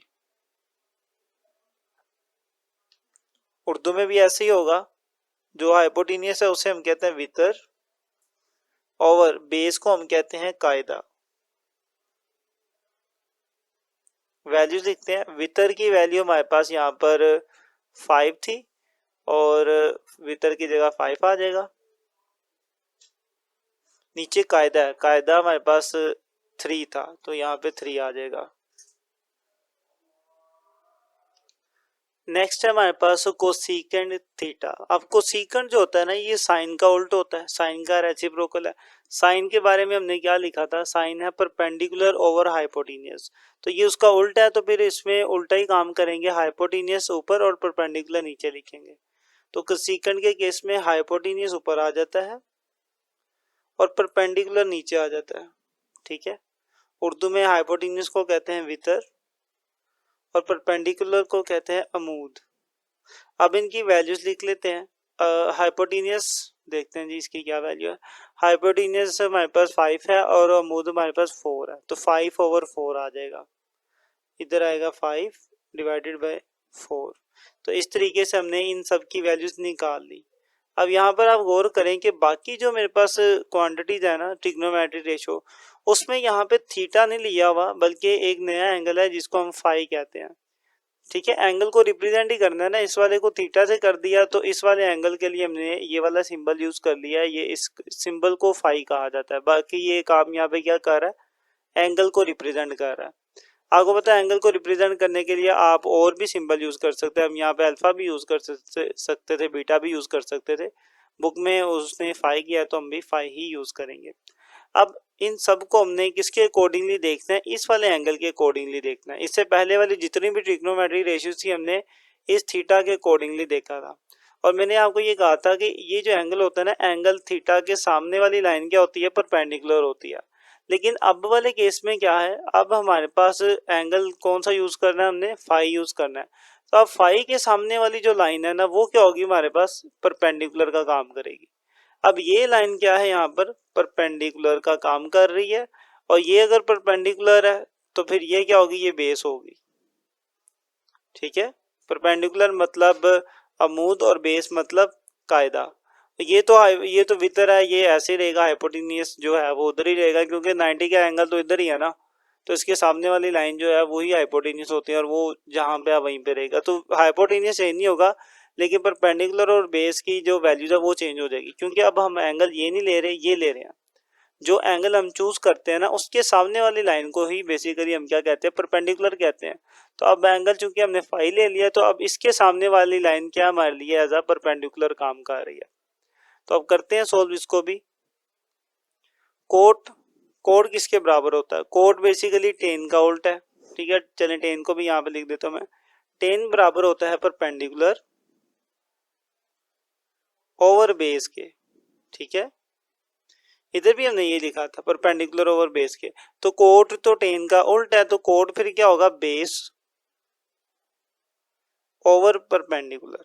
ठीक है, लेकिन अब इनकी जो वैल्यूज हम लिखेंगे वो अब आपने देखना कि बहुत ध्यान से लिखेंगे आप वैल्यूज। बेस की वैल्यू क्या है, अब इस ट्राइंगल में बेस क्या है, हमारे पास 4 है। क्लियर, क्योंकि हम एंगल कौन सा ले रहे हैं, ये वाला फाई ले रहे हैं, तो फाई के सामने परपेंडिकुलर होगा, तो फाई के साथ क्या होगा, बेस होगा, तो बेस की वैल्यू क्या है, मेरे पास 4 है, तो अब बेस की जगह पे आ जाएगा 4, और परपेंडिकुलर की जगह पे क्या आएगा, 3 आएगा, इधर 3 आ गया। ठीक है, इस तरीके से हम अब इन सब की वैल्यूज निकालेंगे जिनके साथ फाई मौजूद है, फाई वाले एंगल को सामने रखते हुए निकालेंगे। तो 10 की वैल्यू मैंने पहले लिख दी थी, 10 का ये तरीकेकार होता है निकालने का, परपेंडिकुलर ओवर बेस। परपेंडिकुलर हमारे पास 3 है और बेस हमारे पास 4 है, तो 3/4 आ जाएगा, 3/4। तो इस तरीके से मेरे पास 10 की वैल्यू भी आ चुकी है। अब चलते हैं कोसेकेंड की तरफ। कोसेकेंड जो होता है, कोसेकेंड आपको यहाँ पर भी हमने बताया था लास्ट में, ये क्या होता है, वितर ओवर अमूद, यहाँ पे हाइपोटेन्यूज ओवर परपेंडिकुलर कह लें, तो इसकी जगह पे भी क्या आएगा, हाइपोटेन्यूज ओवर परपेंडिकुलर। ठीक है, उर्दू में हाइपोटेन्यूज को कहते हैं वितर और परपेंडिकुलर को अमूद। वैल्यूज लिखते हैं, हाइपोटेन्यूज की वैल्यू हमारे पास इस केस में क्या है, 5 है। वैसे 5 दोनों केस में हाइपोटेन्यूज 5 ही है, तो उसमें कोई मसले वाली बात नहीं है। हाइपोटेन्यूज या वितर की वैल्यू आ गई 5 डिवाइड परपेंडिकुलर, परपेंडिकुलर हमारे पास ये अब 3, तो यहाँ पे 3 आ जाएगा। इस तरीके से इसकी भी वैल्यू आ गई हमारे पास। नेक्स्ट चलते हैं, नेक्स्ट है हमारे पास सीकेंड थीटा, थीटा नहीं है फाई है, सीकेंड फाई। सीकेंड कैसे निकलता है, ये इसके सामने लिखा हुआ है हमने, सीकेंड है हाइपोटेन्यूज ओवर बेस, तो ये भी ऐसे ही आएगा, हाइपोटेनियस ओवर बेस, ठीक है। बेसिक फॉर्मूला तो यही है ना, उर्दू में हाइपोटेनियस को वितर कहते हैं और बेस को कायदा कहते हैं। तो ये तो एज इट इज आ गया। अब इनकी जगह पे इनकी वैल्यूज पुट करते हैं। हाइपोटेनियस, आप यहाँ पे देखें हाइपोटेनियस क्या है मेरे पास 5 है, तो इसकी जगह पे 5 आ गया। और बेस हमारे पास क्या थी, अब की दफा बेस हमारे पास ये वाली वैल्यू है 4, तो इधर 4 आ जाएगा। इस तरीके से हमारे पास इसका भी आंसर आ चुका है। लास्ट में चलते हैं कोस के ऊपर। कोस जो होता है वो हमारे पास ये वाली उसकी वैल्यू आपको बताई हुई है, बेस ओवर हाइपोटेनियस। तो कोस की जगह पे आ जाएगा बेस ओवर हाइपोटेनियस। बेस होता है हमारे पास कायदा और हाइपोटेनियस होता है वितर। वैल्यूज लिख देते हैं। इस केस में कायदा हमारे पास ये वाली लाइन है 4, तो यहाँ पे 4 आ जाएगा। और वितर हमारे पास क्या था, वितर देख लेते हैं, वितर 5 था तो इधर 5 आएगा। इस तरीके से हमने इसकी भी वैल्यू निकाल ली। तो ये सारी की सारी वैल्यूज कैलकुलेट हो चुकी हैं। बस आपने एक बात का बहुत ज़्यादा ख्याल रखना है, और वो ख्याल ये है कि आपके फंक्शन के साथ जो सा एंगल मौजूद होगा उस एंगल के सामने वाली लाइन को आपने परपेंडिकुलर मान के चलना है, ठीक है। अगर जैसे कि साइन के साथ अगर थीटा है तो फिर मैं क्या देखूंगा कि थीटा के सामने जो लाइन है फिर मैं उसको परपेंडिकुलर कहूंगा। लेकिन अगर साइन के साथ फाई है तो फिर मैं क्या कहूंगा कि फाई के सामने वाली लाइन क्या है, वो परपेंडिकुलर। तो जो एंगल यहाँ पे लिखा होगा उसके अकॉर्डिंगली हम चलेंगे। तो जैसे मैंने इस क्वेश्चन नंबर 1 का पार्ट 1 किया, पार्ट ए किया, इसी तरीके से इसका पार्ट बी और सी भी है। अब उनकी तरफ मूव करते हैं। तो क्वेश्चन नंबर 1 पार्ट बी इसका, ठीक है। अब इसकी भी सारी की सारी ट्रिग्नोमेट्रिक रेशियोज फाइंड करेंगे जितनी भी आपके सामने ये लिखी हुई हैं। तो सेम वही मेथड है जैसे हमने इसका पार्ट ए किया था, तो इसलिए मैंने इन सब ट्रिग्नोमेट्रिक रेशियोज की जो फॉर्मूले है वो मैंने पहले लिख लिए हुआ है। अब बस हम क्या करेंगे, इसमें वैल्यूज पुट करेंगे।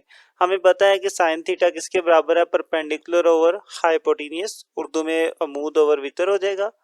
और इसकी वैल्यू देख लेते हैं क्या है। अब जैसे कि यहाँ पे थीटा लिखा हुआ ना, तो मैं पहले आपको ये बता दूं कि थीटा यहाँ पे ये है, और थीटा के सामने वाली जो लाइन होगी वो हमारे लिए क्या काम कर रही होगी, हमारे लिए परपेंडिकुलर का काम कर रही होगी, यानी कि अमूद का। थीटा के सामने मतलब जो एंगल लिखा होता है ना, फंक्शन के साथ जो एंगल लिखा होता है उस एंगल के सामने जो लाइन होती है उसको हम कहते हैं परपेंडिकुलर। तो अभी यहाँ पे थीटा लिखा हुआ है तो थीटा के सामने जो लाइन है उसे हम क्या कहेंगे, परपेंडिकुलर कह देंगे। और ये 90 के एंगल जिस लाइन के साथ बना रही होती है उसको हम क्या कहेंगे, बेस कहेंगे। तो ये हमारे पास क्या आ गई, हमारी बेस, उर्दू में इसे कहेंगे कायदा। ओके, तो यहां से अब देखें अमूद ओवर वितर है ना, तो अमूद क्या है मेरे पास, अमूद ये वाली लाइन होती है इसे अमूद कहते हैं। सॉरी ये अमूद नहीं है, ये हमारे पास होता है वितर। मैं ये वितर है और इंग्लिश में इसे कहते हैं हाइपोटेनस, ठीक है। चलिए नाम सबके लिख लिए। अब यहाँ पे वैल्यूज पुट करते हैं। तो अमूद, अमूद हमारे पास ये है जिसकी वैल्यू 8 है, तो इसकी जगह पे 8 आ जाएगा। ओवर वितर मतलब हाइपोटेनियस वो 17 है, तो यहाँ पे 17 आ जाएगा। इस तरीके से इसकी वैल्यू आ गई हमारे पास। नेक्स्ट है हमारे पास कोस थीटा, वो होता है बेस ओवर हाइपोटेनियस। तो बेस कायदा, हाइपोटेनियस वितर। वैल्यूज लिखते हैं। बेस की वैल्यू यहाँ पे 15 है और हाइपोटेनियस वो 17 है, तो बेस की जगह पे आ जाएगा 15 और हाइपोटेनियस की वैल्यू 17 है, तो यहाँ पे 17 आ जाएगा। इसकी वैल्यू भी आ गई। आगे चलते हैं। नेक्स्ट है टेन थीटा। टेन बराबर होता है परपेंडिकुलर ओवर बेस के। तो परपेंडिकुलर ओवर बेस, परपेंडिकुलर की वैल्यू क्या है हमारे पास देख लेते हैं। यहाँ पे परपेंडिकुलर 8 है और बेस हमारे पास 15 है, तो परपेंडिकुलर की जगह पे 8 आ जाएगा और बेस की जगह पे 15 आ जाएगा। इसकी भी वैल्यू आ गई। नेक्स्ट मूव करते हैं सीकंड थीटा पर, वो है हाइपोटेनियस ओवर बेस, यानी कि वितर ओवर कायदा। अब हाइपोटेनियस क्या है हमारे पास, हाइपोटेनियस 17 था और कायदा हमारे पास 15 है, तो 17 ओवर 15, 17 डिवाइडेड बाय 15, तो ये वाली वैल्यू भी आ गई। लास्ट में हमारे पास लास्ट नहीं है, फिफ्थ है सीकंड, कोसिकंड। कोसिकंड हमारे पास होता है हाइपोटेनियस ओवर परपेंडिकुलर, मतलब वितर ओवर अमूद, और इसकी वैल्यू हमारे पास क्या होगी, हाइपोटेनियस आ गया 15 और परपेंडिकुलर क्या आ गया 8, ठीक है। तो हाइपोटेनियस आ गया हमारे पास 15 और परपेंडिकुलर क्या आ गया 8 आ गया। एक बार देख लें, हाइपोटेनियस 15 है कि 17 है, नहीं हाइपोटेनियस 17 है, तो यहाँ पे 17 आएगा, 17 आएगा, ठीक है। तो हाइपोटेनियस की जगह पे 17 आ गया। तो इस तरीके से इनकी वैल्यूज फाइंड आउट कर ली। अब नेक्स्ट चलते हैं, उसके आगे हमारे पास जितने भी फंक्शन है ना, उसमें आप देख सकते हैं कि साथ में जो एंगल है वो फाई लिखा हुआ है। जब फाई लिखा हुआ है तो अब इसके अकॉर्डिंगली हम अपने डायग्राम को देखेंगे। मैंने आपको पहले कहा था फंक्शन के साथ जो एंगल लिखा होता है उसके सामने वाली लाइन क्या होती है, परपेंडिकुलर होती है। अब इस फंक्शन के साथ फाई लिखा हुआ है तो फाई के सामने वाली लाइन क्या होगी, परपेंडिकुलर होगी। अब फाई ये वाला एंगल है और इसके सामने कौन सी लाइन मौजूद है, ये। तो अब ये क्या होगी हमारे पास, यहाँ पर एज अ परपेंडिकुलर काम कर रही है, ठीक है। इस एंगल के अकॉर्डिंगली ये वाली लाइन क्या है, परपेंडिकुलर है। तो अब इसे हम क्या कहेंगे, ये हमारा ये परपेंडिकुलर है, उर्दू में से कहते हैं अमूद। और साथ वाली लाइन जो 90 के एंगल पे साथ होती है उसे हम क्या कहेंगे, फिर ये परपेंडिकुलर हो गई तो दूसरी क्या होगी, बेस होगी, उर्दू में से कहेंगे कायदा। तो उम्मीद है आप समझ चुके होंगे। अब इसके अकॉर्डिंगली हम अपने इन तमाम रेशियोज को फाइंड आउट करेंगे। तो जैसा कि बेस को उर्दू में क्या कहते हैं, बेस को उर्दू में कहते हैं कायदा, और परपेंडिकुलर को कहते हैं अमूद। अब इनकी वैल्यूज लिखते हैं। तो बेस हमारे पास 8 है और परपेंडिकुलर हमारे पास 15 है, 15। तो 8/15 मेरे पास वैल्यू आ गई कोट फाई की। नेक्स्ट है हमारे पास टेन फाई। टेन बराबर होता है परपेंडिकुलर ओवर बेस के, ठीक है। अब परपेंडिकुलर को उर्दू में कहते हैं अमूद और बेस को कहते हैं कायदा। वैल्यूज पुट करते हैं। परपेंडिकुलर यहाँ पे अब हमारे पास है 15 और कायदा हमारे पास है 8। तो परपेंडिकुलर की जगह पे 15 आ गया और कायदे की जगह पे 8 आ गया, 8 आ गया, ठीक है। तो ये चीज भी आ चुकी। नेक्स्ट चलते हैं कोसिकेंड थीटा के ऊपर। थीटा नहीं है, इसे हम फाई पढ़ते हैं तो फाई कहेंगे, कोसिकेंड फाई। वो होता है हाइपोटेन्यूज ओवर परपेंडिकुलर, मतलब वितर ओवर अमूद। और वितर ओवर अमूद इनकी वैल्यू देख लेते हैं। वितर की वैल्यू थी 17 और अमूद की वैल्यू थी 15, 17/15। तो 17 डिवाइडेड बाय 15, ये भी आंसर आ चुका है हमारे पास। सेकंड लास्ट है secant phi. Secant hypotenuse over base होता है। हाइपोटेनियस को उर्दू में वितर और बेस को कायदा कहते हैं और इनकी वैल्यू देख लेते हैं। हाइपोटेनियस 17 है और बेस हमारे पास 8 है, तो 17/8 आ जाएगा। हाइपोटेनियस की जगह पे 17 और बेस की जगह पर 8 आ गया। इसकी भी वैल्यू आ चुकी है हमारे पास। इसके बाद लास्ट में हमारे पास कोस फाई, और वो बराबर होता है बेस ओवर हाइपोटेनियस के, मतलब कायदा ओवर वितर के। और वैल्यूज लिखते हैं। कायदे की वैल्यू क्या थी हमारे पास, डायग्राम को देखना पड़ेगा। कायदा हमारे पास है 8 और 8 आ जाएगा यहाँ पे।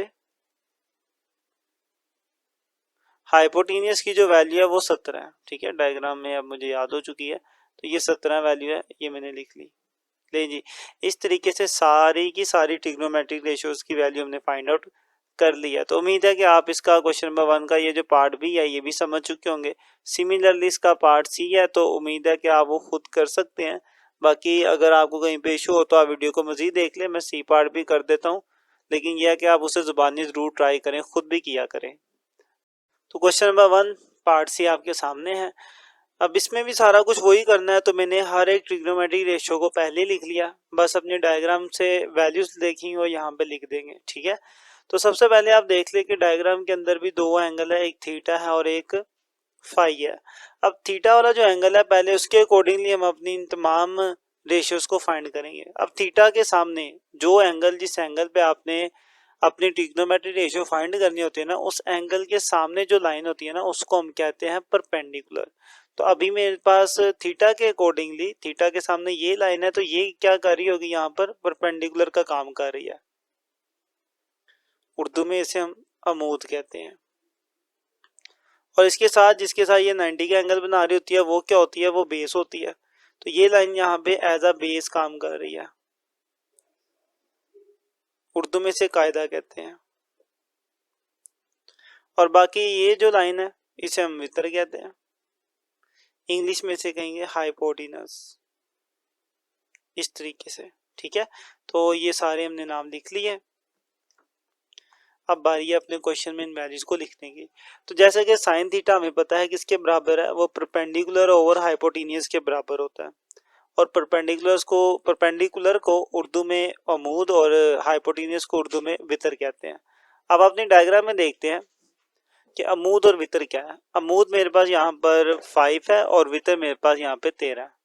तो यहाँ पे आ गया 5 और यहाँ पे क्या आ गया नीचे 13। वितर की और अमूद की मतलब परपेंडिकुलर और हाइपोटेनियस की वैल्यूज को लिख दिया, एक वैल्यू आ गई।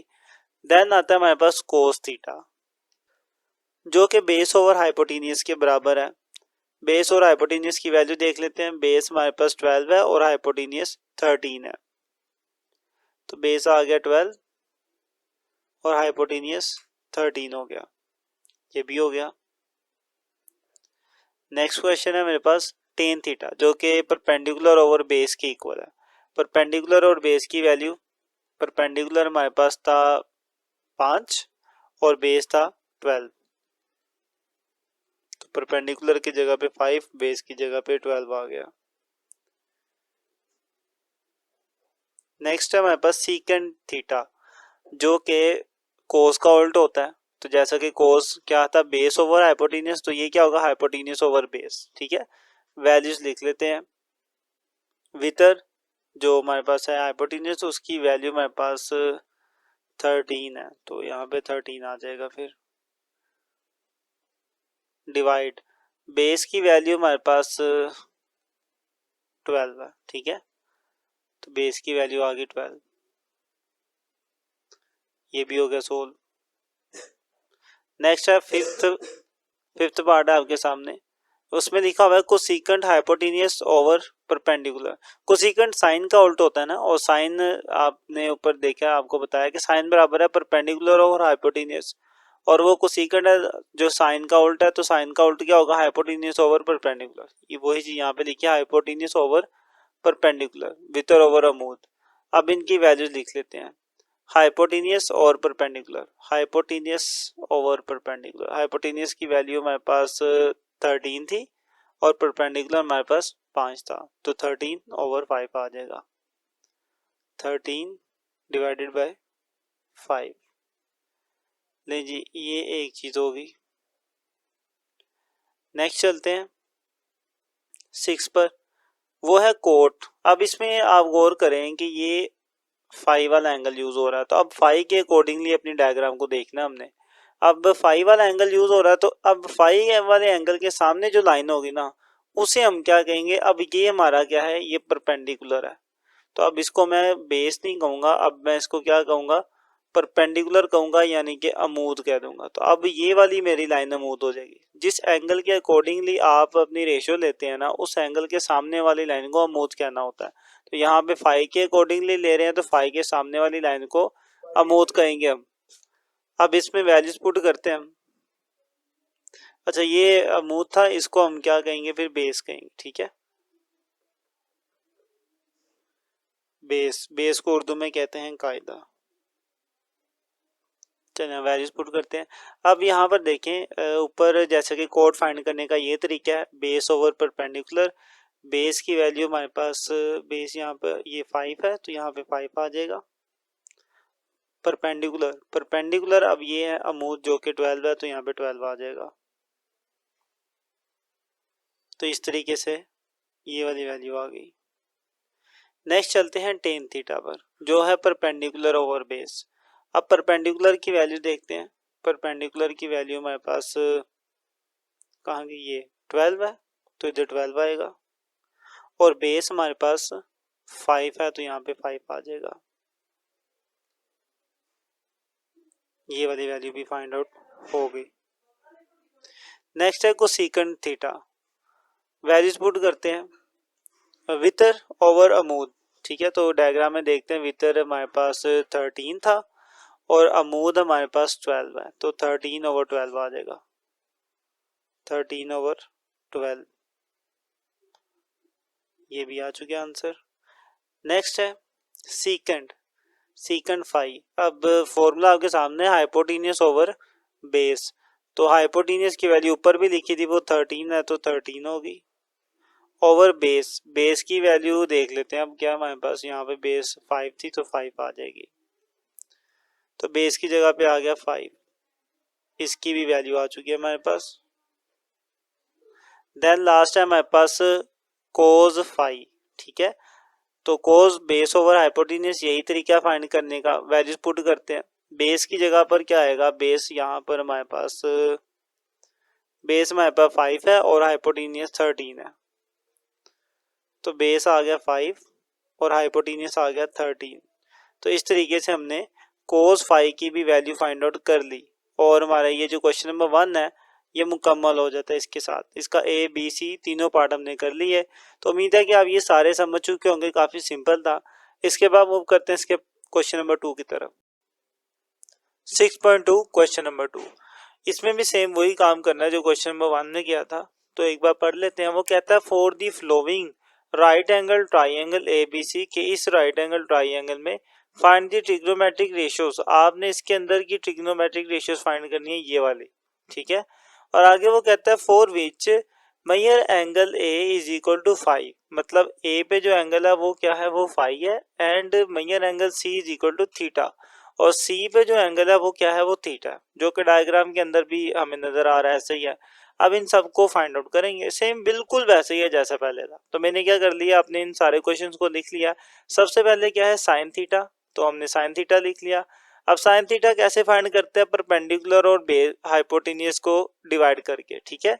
उर्दू में क्या होगा, ऊ, आपको बताया ना साइन क्या होता है, ऊ, आइन का मतलब अमूद और वाव का मतलब वितर, तो अमूद ओवर वितर। तो अब वैल्यूज पुट करते हैं। अब यहाँ पर सबसे पहले देखें कि आपका ये जो फंक्शन है इसमें कौन सा एंगल यूज हो रहा है, थीटा। अब जो एंगल यूज हो रहा होता है ना, उसके सामने वाली लाइन होती है परपेंडिकुलर, तो थीटा के सामने कौन सी लाइन है, ये, और ये हमारे पास क्या काम कर रही है, यहाँ पर परपेंडिकुलर का काम कर रही है, ठीक है। ये वाली लाइन क्या काम कर रही है, परपेंडिकुलर का, यानी कि अमूद का काम कर रही है। और इसके साथ इसके साथ वाली लाइन जिसके साथ ये 90 के एंगल बना रही होती है, फिर वो क्या बन जाती है, वो बेस बन जाती है। तो ये लाइन क्या काम कर रही है यहाँ पर, बेस का, उर्दू में से कहते हैं कायदा। ओके, तो ये सारा कुछ हो गया। और ये जो रह गया फिर ये क्या होगी, ये वितर है, जिसे हम इंग्लिश में कहते हैं हाइपोटेनस। इस तरीके से चलें जी, अब इन सारी वैल्यूज को यूज करते हैं हम। सबसे पहले अपने क्वेश्चन में देखें क्या लिखा हुआ है, परपेंडिकुलर ओवर हाइपोटेनियस। इस तरीके से साइन थीटा आएगा ना, ऊपर परपेंडिकुलर और नीचे हाइपोटेनियस। यहाँ पे परपेंडिकुलर कौन सी लाइन है, सी है, तो सी आ जाएगा, और हाइपोटेनियस वाली लाइन को बी कहा हुआ है, तो यहाँ पे बी आ जाएगा। तो ये आपका आंसर आ गया, बस इतना सा काम है, बिल्कुल वैसा ही है जैसे पहले वाला था। बाकी भी लिख लेते हैं। अब कोस थीटा, कोस कैसे आता है, बेस ओवर हाइपोटेनियस, बेस और हाइपोटेनियस को डिवाइड करके। उर्दू में बात की जाए तो उर्दू का शॉर्टकट बताया था मैंने आपको, कू, कू मतलब कायदा और वाव मतलब वितर, कायदा ओवर वितर, ठीक है। तो इनकी वैल्यूज देख लेते हैं। कायदा हमारे पास कितना था, यहाँ पे कायदे की वैल्यू ए थी और वितर हमारे पास बी है, तो कायदे की जगह पे ए आ गया और वितर की जगह पे बी आ गया। इस तरीके से इसकी भी वैल्यू हमारे पास आ गई। नेक्स्ट चलते हैं टेन पर। टेन कैसे आता है, परपेंडिकुलर और बेस को डिवाइड करके। उर्दू में इसे मूद और बेस को कायदा कहते हैं। तो हमारी फिगर के अंदर परपेंडिकुलर मेरे पास सी है और बेस मेरे पास ए है, तो सी ओवर ए हो जाएगा, सी ओवर ए, सी ओवर ए।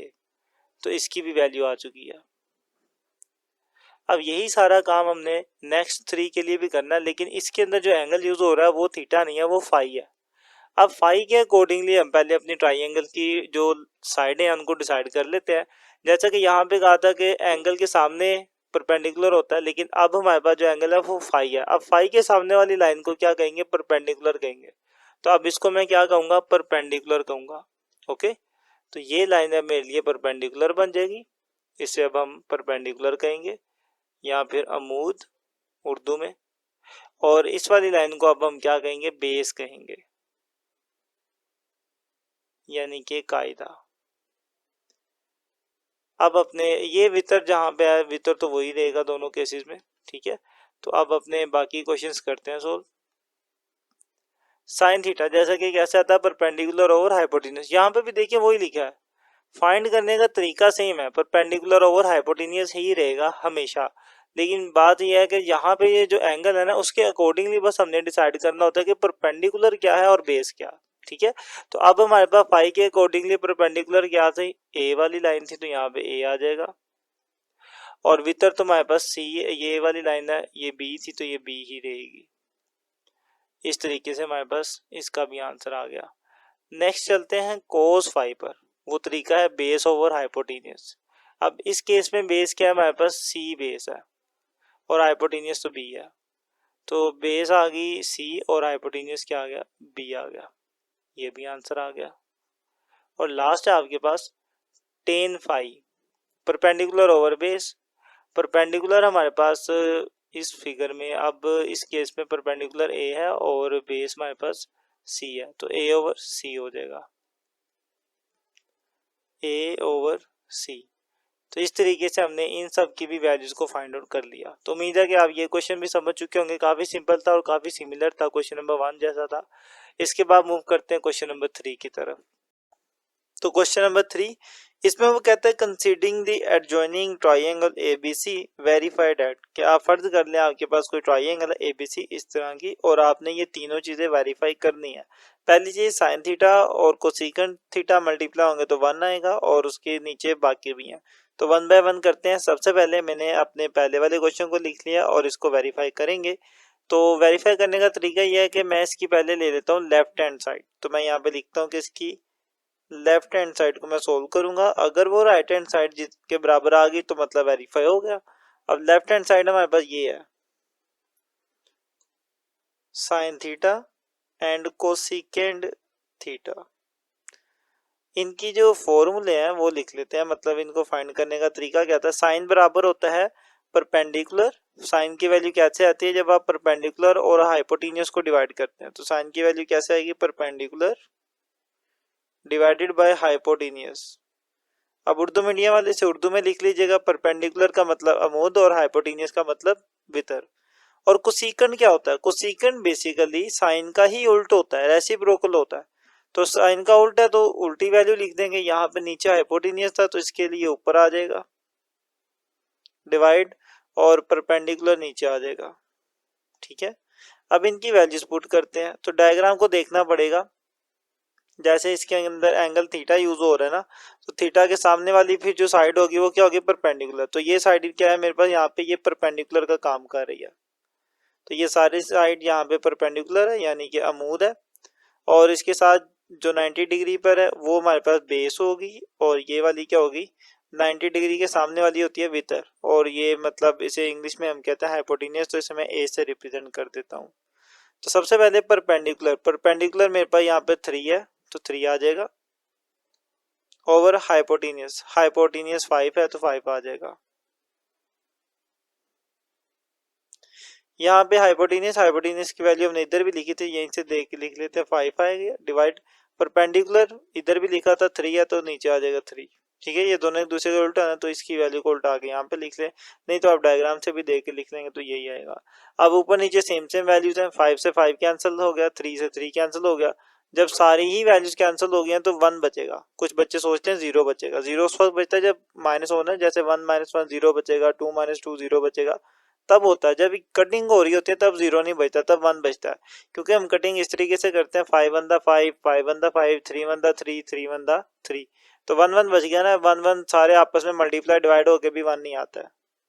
तो फाइनली मेरा जो आंसर है वो किसके इक्वल आ गया, हमारी राइट हैंड साइड के इक्वल आ चुका है। और यही चीज तो हमने प्रूव करनी थी कि हमारी लेफ्ट साइड किसके इक्वल है, राइट हैंड साइड के इक्वल है। तो ये 1 के इक्वल आ गया, हैंस प्रूव। अब इसका सेकंड पार्ट है वो करते हैं। तो सेकंड पार्ट आपके सामने, इसकी भी हम लेफ्ट हैंड साइड ले लेते हैं। तो लेफ्ट हैंड साइड वो है हमारे पास कोस थीटा और सीकेंड थीटा। अब इसको सोल्व करते हैं। तो कोस कैसे फाइंड करते हैं, हमने ये काफी पीछे क्वेश्चन में किया है। कोस फाइंड करने का तरीका ये होता है कि आप बेस को डिवाइड कर देते हो हाइपोटेनियस के साथ, ठीक है। और जो सीकंड होता है ये तो वैसे ही कोस का रेसिप्रोकल है, कोस का उल्ट है, तो इसलिए मैं सीकंड की जगह पे क्या लिख सकता हूँ, इसके इसी को ही उल्टा के लिख दूंगा तो वो सीकंड का तरीकेकार हो जाएगा फाइंड करने का।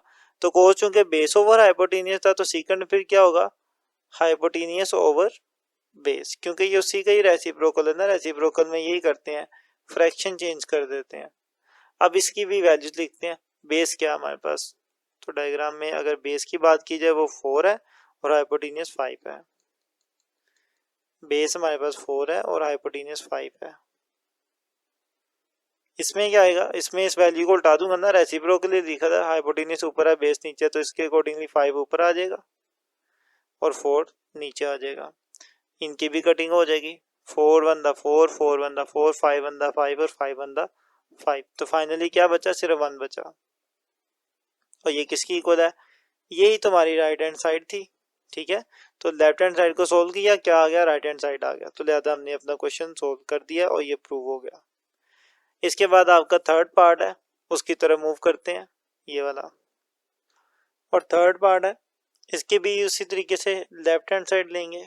तो लेफ्ट हैंड साइड किसके बराबर आएगी, टेन थीटा के और कोट थीटा के। वैसे कोट का फुल नेम है कोटेन, तो सिंपल कोट कह देते हैं इसको। टेन को फाइंड करने का क्या तरीका है, टेन को फाइंड करने का तरीका यह है कि आप परपेंडिकुलर को डिवाइड कर दे बेस के साथ, ठीक है। और ये जो कोट होता है ये तो टेन का रेसिप्रोकल है, तो टेन को जैसे परपेंडिकुलर ओवर बेस से फाइंड किया तो कोट को इसको उल्टा के फाइंड कर लेंगे। ऊपर आ जाएगा बेस और नीचे आ जाएगा परपेंडिकुलर। अब इनकी वैल्यूज को लिख लेते हैं। तो परपेंडिकुलर और बेस डायग्राम को देखते हैं। परपेंडिकुलर की वैल्यू हमारे पास 3 है और बेस हमारे पास 4 है, तो 3 और 4। परपेंडिकुलर 3 है और बेस 4 है, परपेंडिकुलर 3 आ गया और बेस 4 आ गया। यहाँ पे बेस क्या आ जाएगा 4 और परपेंडिकुलर क्या आ गया 3 आ गया। इनकी भी कटिंग हो जाएगी, 3 1 दा 3, 3 1 दा 3, 4 1 दा 4 एंड 4 1 दा 4। फाइनली आंसर क्या बचा, 1 बचा। और ये किसकी इक्वल है, ये तो हमारी राइट हैंड साइड थी, ठीक है। तो लेफ्ट हैंड साइड किसकी इक्वल आ गई, राइट हैंड साइड की इक्वल आ गई। और यही हमने प्रूव करना था, हमने कर दिया। तो उम्मीद है कि आपको ये क्वेश्चन भी समझ आ चुका होगा, काफी सिंपल क्वेश्चन है। तो यहाँ तक क्वेश्चन नंबर 3 कंप्लीट हो गया हमारा। अब क्वेश्चन नंबर 4 करने के लिए एक इंतहाई इंपॉर्टेंट कॉन्सेप्ट है, वो समझेंगे, उसके बाद भी क्वेश्चन नंबर 4 को करेंगे। तो नेक्स्ट टॉपिक है हमारे पास trigonometry ratio of complementary angles. तो समझते हैं कि ये कॉम्प्लीमेंट्री एंगल्स क्या होते हैं। बेसिकली कॉम्प्लीमेंट्री एंगल्स वो एंगल्स होते हैं जिनको जमा करके 90 डिग्री आ जाए। मिसाल के तौर पर अगर आपके पास एंगल 30 डिग्री का है और दूसरा 60 डिग्री का है, इन दोनों को जमा करके 90 आएगा, तो ये दोनों क्या है, कॉम्प्लीमेंट्री एंगल है। इसी तरीके से कोई भी कॉम्बिनेशन हो सकता है। लेट्स सपोज आपके पास एक 50 डिग्री है और दूसरा 40 डिग्री का एंगल है, दोनों को जमा करके 90 डिग्री आएगा, तो ये भी कॉम्प्लीमेंट्री एंगल में आ जाएगा। तो डिफरेंट इसके बन सकता है कॉम्बिनेशन, लेकिन यह है कि जमा करने पे अगर 90 आ रहा है ना, तो वो दोनों क्या होंगे, कॉम्प्लीमेंट्री एंगल होंगे, ठीक है। अब ये कॉन्सेप्ट बताना जरूरी है क्योंकि ये आगे यूज होगा। उससे पहले एक बहुत इंपॉर्टेंट बात आप ध्यान में रख लें कि कोई भी ट्राइंगल है ना, जब आप उसके तीनों एंगल्स को जमा करते हैं तो वो 180 डिग्री के इक्वल आता है। अब इस ट्राइंगल में 3 एंगल ये हैं, 1 2 और 3, ये 3 एंगल है, मैं तीनों को जमा करता हूँ। तो एंगल ए, एंगल के लिए ये वाला सिंबल यूज होता है और ए पर एंगल है तो ए लिख दूंगा, प्लस एंगल बी और प्लस एंगल सी। तीनों एंगल को जमा किया तो क्या आना चाहिए, 180 डिग्री आना चाहिए, वो हमने लिख दिया। अब जिसकी वैल्यू मेरे पास मौजूद है ना, वो मैं यहाँ पे लिख देता हूँ। जैसे एंगल ए को हमने थीटा कहा हुआ है, तो यहाँ पे मैं इसे थीटा लिख देता हूँ, प्लस एंगल बी मुझे नहीं पता ना क्या उसने नहीं बताया हुआ, तो इसको ऐसे ही रहने दे, प्लस एंगल सी, ये एंगल सी ये 90 डिग्री पे है तो यहाँ पे 90 आ जाएगा, इज इक्वल टू 180 डिग्री। आप यूं कर लें कि एंगल बी को यहीं पे रहने दे, बाकी सारे एंगल्स को उठा के इधर ले आए। तो 180 डिग्री तो पहले से लिखा हुआ है, ये 90 प्लस है, इधर आके ये माइनस हो जाएगा और ये भी प्लस है, ये भी इधर आके माइनस हो जाएगा। और जब 180 में से 90 को निकालेंगे तो दोबारा 90 डिग्री ही आ जाएगा, माइनस थीटा। तो ये क्या आ गया आपके पास, एंगल बी आ गया। मतलब एंगल बी की भी वैल्यू अब हमें पता चल गया, वो क्या है 90 माइनस थीटा। तो एंगल बी हमारे पास है 90 डिग्री माइनस के थीटा। अब ये बहुत इंपॉर्टेंट चीज़ है। अब मैं यहाँ पे ना एक फंक्शन अप्लाई करता हूँ साइन वाला, ठीक है। तो मैं लिखता हूँ कि साइन थीटा क्या होगा। अब थीटा के लिहाज से मैं बात कर रहा हूँ, तो थीटा के सामने वाली लाइन क्या होगी, परपेंडिकुलर, और नीचे वाली क्या होगी, बेस होगी। ओके, तो साइन थीटा कैसे आता है, परपेंडिकुलर डिवाइडेड बाय हाइपोटेन्यूज, ठीक है। ये तरीका है ना साइन थीटा लाने का। परपेंडिकुलर क्या है यहाँ पर, अमूद क्या है हमारे पास, ये वाली लाइन है ना, थीटा के सामने वाली लाइन परपेंडिकुलर होती है। अब इस थीटा के सामने क्या मौजूद है, ए मौजूद है, तो इस यहाँ पे परपेंडिकुलर की जगह पे ए आ गया। डिवाइड हाइपोटेन्यूज वो क्या है, सी, तो यहाँ पे सी आ जाएगा। ओके, अब मैं एक और फंक्शन है, मैं कोस को यूज कर लेता हूँ इस तरीके से, कोस। लेकिन कोस को मैं थीटा पे फाइंड नहीं करता, मैं कोस की वैल्यू फाइंड करता हूँ इस वाले एंगल के अकॉर्डिंगली। अब ये एंगल क्या है, ये 90 डिग्री माइनस के थीटा है। तो कोस की मैं वैल्यू अगर निकालूं 90 डिग्री माइनस के थीटा पर, तो क्या आएगी, कोस किसके बराबर होता है, कोस बराबर होता है बेस ओवर हाइपोटेन्यूज। इनकी वैल्यूज लिख लेते हैं। बेस हमारे पास यहाँ पर क्या है, बेस हमारे पास बी है, तो बेस की जगह पर बी आ जाएगा। नहीं, बल्कि इस वाले अकॉर्डिंगली देखेंगे ना, इस वाले एंगल के। अब इस एंगल के अकॉर्डिंगली देख रहा हूँ, तो इसके सामने वाली साइड क्या होगी, परपेंडिकुलर होगी। इसके सामने वाली साइड क्या होगी हमारे पास, परपेंडिकुलर। जिस एंगल के अकॉर्डिंगली हम ले रहे होते हैं ना, तो उस एंगल के सामने वाली लाइन को हम परपेंडिकुलर कहते हैं। तो अब ये मेरे पास क्या है, परपेंडिकुलर, तो ये वाली लाइन क्या होगी, बेस होगी। तो बेस फिर मेरे पास क्या आ गई, ए आ गई। तो बेस की जगह पे आ गया ए, और हाइपोटेन्यूज सेम ही है, वो सी है, तो सी ही रहेगा। अब इन दोनों को देखिए आप, ये इक्वेशन नंबर 1 कह लें, इसे आप इक्वेशन नंबर 2 कह लें। इन दोनों को देखिए, इन दोनों का आंसर सेम सेम आया ना, ए ओवर सी और ए ओवर सी। तो अगर इनकी ये वाली साइड इक्वल है, जिसे आप कह देंगे इनकी राइट साइड इक्वल है, तो इनकी लेफ्ट साइड भी आपस में क्या होगी, इक्वल होगी। तो मैं ये बात कर सकता हूँ कि अगर मेरे पास यूं लिखा हुआ है कोस 90 डिग्री माइनस थीटा, तो उसे मैं क्या लिख सकता हूँ, उसे मैं साइन थीटा के इक्वल लिख सकता हूँ। ओके, यहाँ से ये प्रूव हो रहा है। अब ये बहुत इंपॉर्टेंट एक रिलेशन है। अच्छा, आपकी बुक में भी यही प्रूव किया गया, लेकिन उसने क्या किया हुआ है, मैंने कोस को 90 माइनस थीटा पे फाइंड किया था ना, उन्होंने कोस को नहीं किया, उन्होंने साइन को किया हुआ है। तो कोई मसला नहीं, आप जिसके मर्जी अकॉर्डिंगली कर लें, एट दी एंड जो आंसर है आपके पास यही आना है। तो मैं आपको अगर बुक वाला चाह रहे हैं तो उसके अकॉर्डिंगली करके दिखा देता हूँ, साइड पे कर लेते हैं। और ये एक अच्छी बात भी हो जाएगी कि दो चीज़ें प्रूव हो जाएंगी एक ही क्वेश्चन में, जो बुक में नहीं है वो भी हो जाएगा। अगर मैं साइन को थीटा के बजाय दूसरे एंगल से मेजर करता हूँ, अगर मैं साइन को मैं इस थीटा के बजाय इस वाले एंगल से मेजर करता हूँ, साइन 90 डिग्री माइनस थीटा, तो इसके अकॉर्डिंगली जो परपेंडिकुलर है वो सामने वाली लाइन होगी ना, ठीक है। तो साइन 90 माइनस, साइन बराबर होता है परपेंडिकुलर और हाइपोटेन्यूज के, ठीक है। फॉर्मूला तो वही रहेगा, बस ये अब ख्याल रखना कि परपेंडिकुलर क्या होगा, इस एंगल के अकॉर्डिंगली मैं मेजर कर रहा हूँ, तो इसके सामने वाली लाइन परपेंडिकुलर होगी। इसके सामने क्या है, बी है, तो यहाँ पे आ जाएगा बी, इधर आ गया जी बी। डिवाइड हाइपोटेन्यूज सी है, तो इधर सी आ जाएगा। अब बारी है कोस की। अब मैं कोस वाला फंक्शन यूज करता हूँ, और कोस को अब मैं थीटा पे फाइंड करता हूँ। थीटा के अकॉर्डिंगली कोस क्या होगा, कोस वैसे आता है इस तरीके से, बेस डिवाइडेड बाय हाइपोटेन्यूज। अब बेस की वैल्यू क्या होगी, पहली बात थीटा के अकॉर्डिंगली मैं चेक कर रहा हूँ ना, तो थीटा के सामने अब क्या होगा, परपेंडिकुलर, और इसके नीचे वाली लाइन फिर क्या होगी, बेस होगी। तो बेस मेरे पास अब क्या है, ये नीचे वाली लाइन जो कि बी है, तो बेस की जगह पे आ जाएगा बी। डिवाइड हाइपोटेन्यूज सी है, तो वो सी रहेगा। अब इस केस में भी आप देख लें कि ये दोनों आपस में बराबर होंगे, क्यों, क्योंकि इनकी ये वाली साइड भी बराबर है, बी सी, बी ओवर सी, ये भी क्या है, बी ओवर सी, दोनों इक्वल है, तो इनकी ये वाली साइडें भी आपस में इक्वल होंगी। तो मैं इसी बात को यहाँ पे यूज कर रहा हूँ कि अगर मेरे पास यूं लिखा हुआ है ना, साइन 90 डिग्री माइनस थीटा, तो ये किसके इक्वल होगा, कोस थीटा के इक्वल होगा। आप इस तरीके से किसी भी रेशो को यूज करके एक दूसरे के इक्वल कर सकते हैं। अब यहाँ पर जो चीज समझने वाली है, आप देखेंगे जब यहाँ पे 90 डिग्री लिखा होता है तो मेरी ये जो फंक्शन है ये चेंज हो जाता है। यहाँ कह दें कि जो को रेशो है वो चेंज हो जाती है। तो कोस किस में चेंज हो गया, साइन में चेंज हो गया। और जब यहाँ पे साइन था तो साइन किस में चेंज हो गया, कोस में चेंज हो गया। ये बहुत इंपॉर्टेंट चीज है। जब भी आपके पास यहाँ पर 90 का मल्टीपल होगा, 90 डिग्री हो या 90 का कोई मल्टीपल हो, ओड मल्टीपल हो, ये भी ध्यान में रख लें। ओड मल्टीपल का क्या मतलब है, अगर यूं लिखा हो ना कोस और सामने जैसे कि ये 90 डिग्री है, अगर यूं लिखा हो 3 इंटू 90 डिग्री है तो 90 का मल्टीपल ही ना, लेकिन क्या है, ओड है। ओड जब होता है तब भी आपका फंक्शन क्या हो जाता है, चेंज हो जाता है। अब ये मैं एक्स्ट्रा चीज बता रहा हूँ। हाँ, अगर इवन मल्टीपल होता, मतलब यहाँ पे 3 ना होता, यहाँ पे 2 होता, तो ये भी 90 का मल्टीपल तो है, लेकिन ये चूंकि इवन है तो ये चेंज नहीं होगा। लेकिन ये अभी यूज नहीं होना, तो इसको आप अगर याद रख सकते हो तो रख ले, क्योंकि ये फर्स्ट ईयर में तो यूज होगा, वहां पे भी ये बात होगी।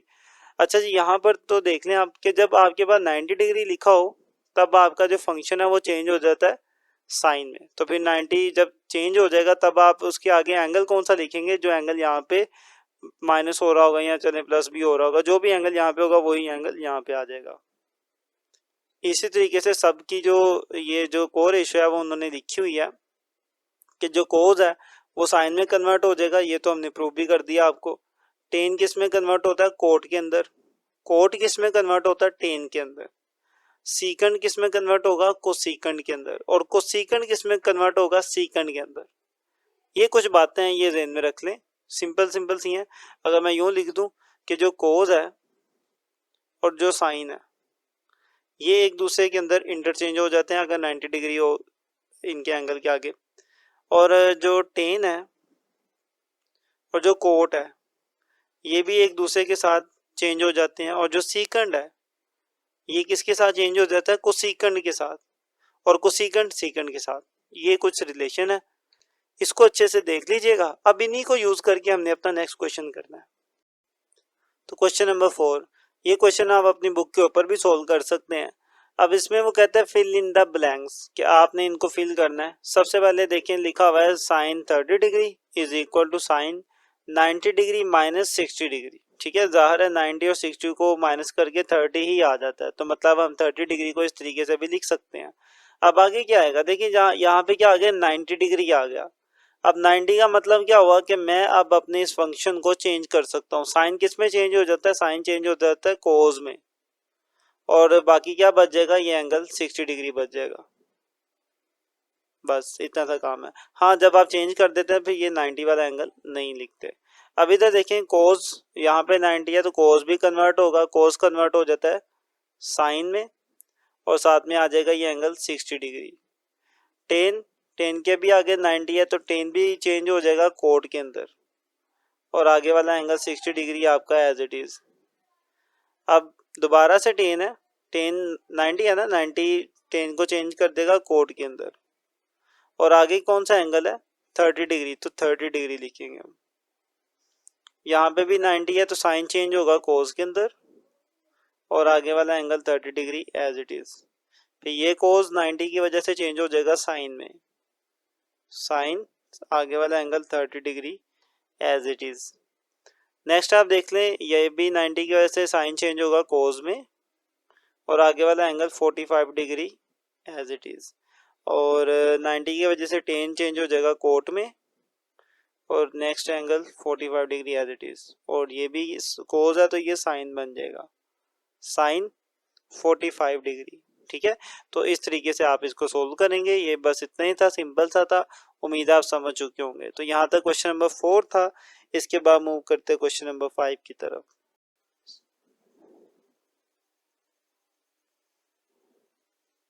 क्वेश्चन नंबर 5, इस पे वो कहता है in a right angle triangle A B C measure angle B is equal to 90 degree. क्या आपके पास एक राइट एंगल ट्राइंगल है जिसके अंदर एंगल बी कितने हैं, 90 डिग्री है, जो कि आप डायग्राम में भी देख सकते हैं कि एंगल बी है वो कितना है, 90 डिग्री है। ठीक है, आगे वो कहता है and C is an angle of 60 degree, और एंगल सी कितना है, 60 डिग्री है, वो हमने बना दिया हुआ है। आगे वो कहता है also sine measure angle A is equal to A over B, मतलब कि साइन के साथ अगर हम एंगल ए लेते हैं तो वो किसके बराबर आ रहा है, ए ओवर बी के इक्वल आ रहा है।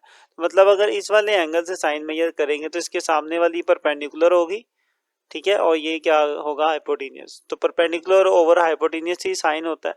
तो अगर ये वाली परपेंडिकुलर है तो ऊपर ए आना चाहिए था, ए है, और नीचे हाइपोटेन्यूज आना चाहिए था, और वो ही है। खैर इसका कोई इतना यूज तो नहीं है जो उसने बताया। आगे चलते हैं।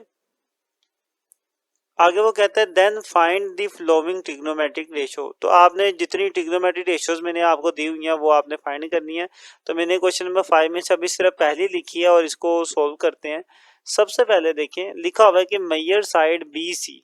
बी और सी कौन सी साइड है, बी और सी, ये बी है और ये सी है, ये साइड है, ठीक है। इसको हमने क्या वैल्यू दी हुई है, ए कहा हुआ है, तो इसकी जगह पे क्या आ जाएगा, ए आ जाएगा, इसकी जगह पे आ गया A. Divide measure side A B, A और बी ये वाली साइड है, और इसको हमने क्या कहा हुआ है, सी कहा हुआ है, तो यहाँ पे क्या आएगा, सी आ जाएगा। सोल्व हो गया, बस सिंपल।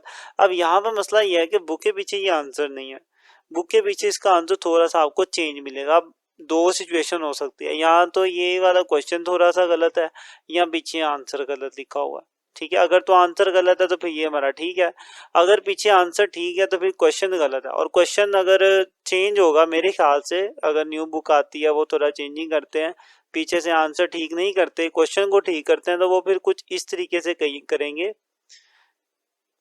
कि ऊपर बी सी ही रहेगा और नीचे ए बी जो लिखा हुआ है ना उसकी जगह पे क्या आएगा, ए सी आएगा।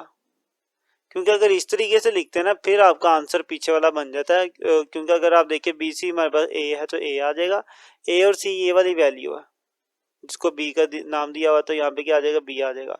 अगर तो इस तरह वो न्यू बुक में अगर चेंज कर देते हैं तो फिर तो पीछे वाला आंसर बन जाएगा, अगर वो नहीं करते तो फिर पीछे हमारा आंसर, पीछे वाला वो उन्हें चेंज करना पड़ेगा और वो ये हुआ। खैर वो जैसे मर्जी आपको दें, आपको मेथड आना चाहिए, मेथड हमने आपको सिखा दिया, बता दिया, ठीक है। आपने इस मतलब अगर क्वेश्चन यू इस तरह लिख के आता है तो आपने इस तरह ही कर देना, आपने जानबूझ के जवाब नहीं वो लिख देना जो पीछे लिखा होता है। आपको पता न्यू एडिशन है, इसमें मिस्टेक्स होंगी। तो यहाँ तक इसका पार्ट 1 हो गया, इसके बाद मूव करते हैं इसके पार्ट 2 की तरफ। सेकंड क्वेश्चन आपके सामने कोस थीटा। कोस थीटा हमें पता है कोस वैल्यू जब भी फाइंड करनी है ना तो हमने क्या करना है, बेस को डिवाइड कर देना है हाइपोटेन्यूज के साथ, ठीक है। अब यहाँ पे देख ले बेस क्या चीज है, बेस हमारे पास 60 था ना, 60 के ऑपोजिट होगा परपेंडिकुलर, तो ये क्या होगी, बेस, तो बेस की जगह पे ए आ गया, डिवाइड हाइपोटेन्यूज कितना है, वो बी है, तो यहाँ पे बी आ जाएगा। तो ये भी सोल्व हो गया। नेक्स्ट इसके थर्ड पार्ट पे चलते हैं। तो क्वेश्चन नंबर 5 का थर्ड पार्ट टेन है। अब टेन फाइंड करने का तरीका सिंपल है, परपेंडिकुलर को डिवाइड कर दे बेस के साथ, ठीक है। उर्दू में परपेंडिकुलर होता है अमूद और बेस का मतलब कायदा, तो अमूद बटा कायदा। तो परपेंडिकुलर, ये परपेंडिकुलर है, ठीक है, एंगल के सामने वाली लाइन सी आ जाएगा यहाँ पे, और बेस ये नीचे वाली लाइन हो गई, ए आ जाएगा यहाँ पे। तो इसका पार्ट 3 भी हो गया। मूव करते हैं पार्ट 4 की तरफ। 4 क्वेश्चन आपके सामने। अब इसमें ना पाई बाय 3 में लिखा है वो थोड़ा हमें डिफिकल्ट लगता है, डिग्री में ज़रा आसान लगता है, तो आप इसे डिग्री में कन्वर्ट कर लें। तो बड़ा आसान तरीका डिग्री में कन्वर्ट करने का, पाई की जगह पे आप 180 लिख दें, क्योंकि पाई 180 के इक्वल है। तो पाई की जगह पे लिख दिया मैंने 180 डिवाइडेड बाय 3। जब आप इनको सोल्व करेंगे तो 60 ही बन जाएगा। तो कोसेकेंट इनको डिवाइड करेंगे तो 60 आ जाएगा, 60 डिग्री, ठीक है। अब वही काम कोसेकेंट कैसे आता है, कोसेकेंट बेसिकली उल्ट होता है साइन का। साइन किसके बराबर होता है, साइन बराबर होता है परपेंडिकुलर ओवर हाइपोटेनस, ठीक है। तो कोसेकेंट चूंकि साइन का उल्ट है तो उल्ट कर देंगे तो फिर कोसेकेंट की वैल्यू आ जाएगी, साइन को उल्ट कर देंगे तो इसका उल्ट क्या होगा, हाइपोटेनियस डिवाइडेड बाय परपेंडिकुलर, ठीक है। अब वैल्यूज पुट कर देते हैं। हाइपोटेनियस क्या है, इसके सामने वाली तो परपेंडिकुलर होगी ना, सी, तो परपेंडिकुलर की जगह पे आ गया सी, और हाइपोटेनियस हमारे पास क्या है, बी, तो यहाँ पे बी आ जाएगा। इस तरीके से इसकी वैल्यू भी आ गई हमारे पास। नेक्स्ट मूव करते हैं। तो 5 है, इसमें लिखा हुआ है कोड 60, ठीक है। कोड देख लेते हैं क्या होता है। बेसिकली साइन जो कोट होता है ना वो टेन का उल्ट होता है, तो टेन हमें याद हो तो कोट की वैल्यू निकालेंगे। टेन बराबर होता है परपेंडिकुलर ओवर बेस के, तो चूंकि कोट उल्ट होता है टेन के तो कोट फिर कैसे आएगा, बेस ऊपर आ जाएगा इसके केस में और परपेंडिकुलर नीचे आ जाएगा। ओके, अब इनकी वैल्यूज लिख लेते हैं। तो डायग्राम में एंगल के सामने परपेंडिकुलर होता है तो वो सी है, परपेंडिकुलर की जगह पे आ जाएगा सी, और परपेंडिकुलर के साथ नीचे जो लाइन है वो हमारे पास बेस होगी तो यहाँ पे ए आ जाएगा। इस तरीके से कोड की वैल्यू भी आ गई। नेक्स्ट पे मूव करते हैं। अब नेक्स्ट क्वेश्चन है हमारे पास साइन, ठीक है, लेकिन साइन के साथ 30 डिग्री लिखा हुआ है। पहले 60 डिग्री थे सारे, तो 60 के अकॉर्डिंगली हम देख रहे थे, लेकिन अब 30 डिग्री है तो 30 के अकॉर्डिंगली देखना पड़ेगा। लेकिन 30 डिग्री इस ट्राइंगल में आपको कोई नजर नहीं आ रहा होगा, तो आप थोड़ा सा गौर करें ना। देखिए ये होता है 90 डिग्री एंगल, ये कितना है 60 डिग्री। जैसे कि आपको बताया कि पूरी ट्राइंगल में टोटल कितने होते हैं 180 डिग्री एंगल होते हैं, तो 90 और 60 को ऐड करेंगे तो कितना हो जाएगा 150 डिग्री हो जाएगा।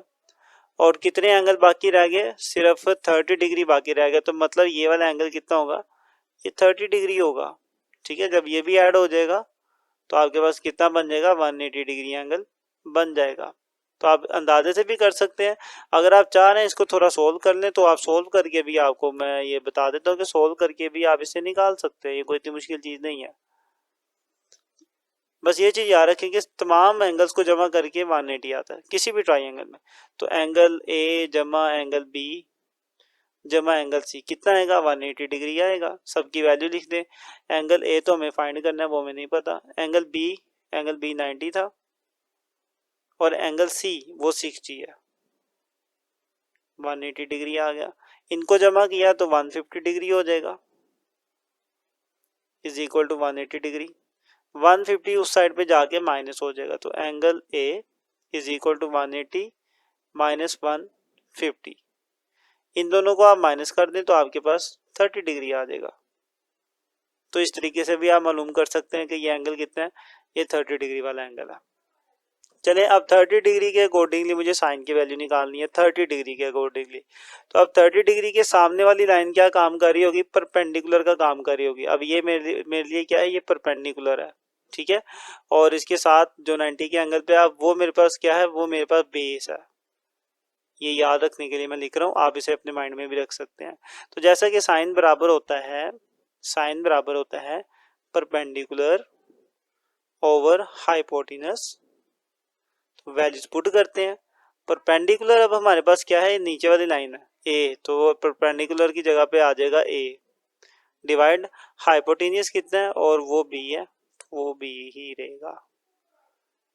इस तरीके से साइन की 30 डिग्री पे वैल्यू आ गई। नेक्स्ट मूव करते हैं कोस 30 डिग्री, ठीक है, तो कोस 30 पे वैल्यू निकाल लेते हैं।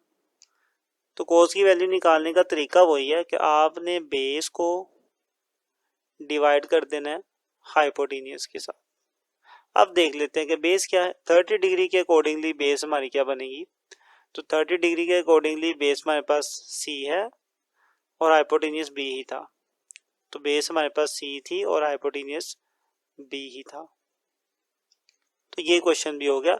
मूव करते हैं नेक्स्ट क्वेश्चन पर। तो V3 आ गया हमारे पास 10 पाई बाय 6। अब 10 को फाइंड करने का पहले ना इसको डिग्री में कर लें तो ज़्यादा बेहतर है। तो उसका तरीका मैंने आपको बताया कि पाई की जगह पे क्या लिख दें 180 लिख दें डिवाइडेड बाय 6, और जब आप इसे डिवाइड करेंगे तो आपके पास 30 डिग्री आ जाएगा। अब देख लेते हैं इजीली। 30 डिग्री पे हमने 10 की वैल्यू निकालनी है। 10 आता कैसे है, 10 आता है जी परपेंडिकुलर को डिवाइड कर देने से बेस के साथ। परपेंडिकुलर और बेस को डिवाइड करें तो 10 की वैल्यू आ जाती है। अब परपेंडिकुलर क्या है, 30 के अकॉर्डिंगली 30 एंगल के अकॉर्डिंगली परपेंडिकुलर ए है और बेस हमारे पास सी है, तो ए और सी हो जाएगा।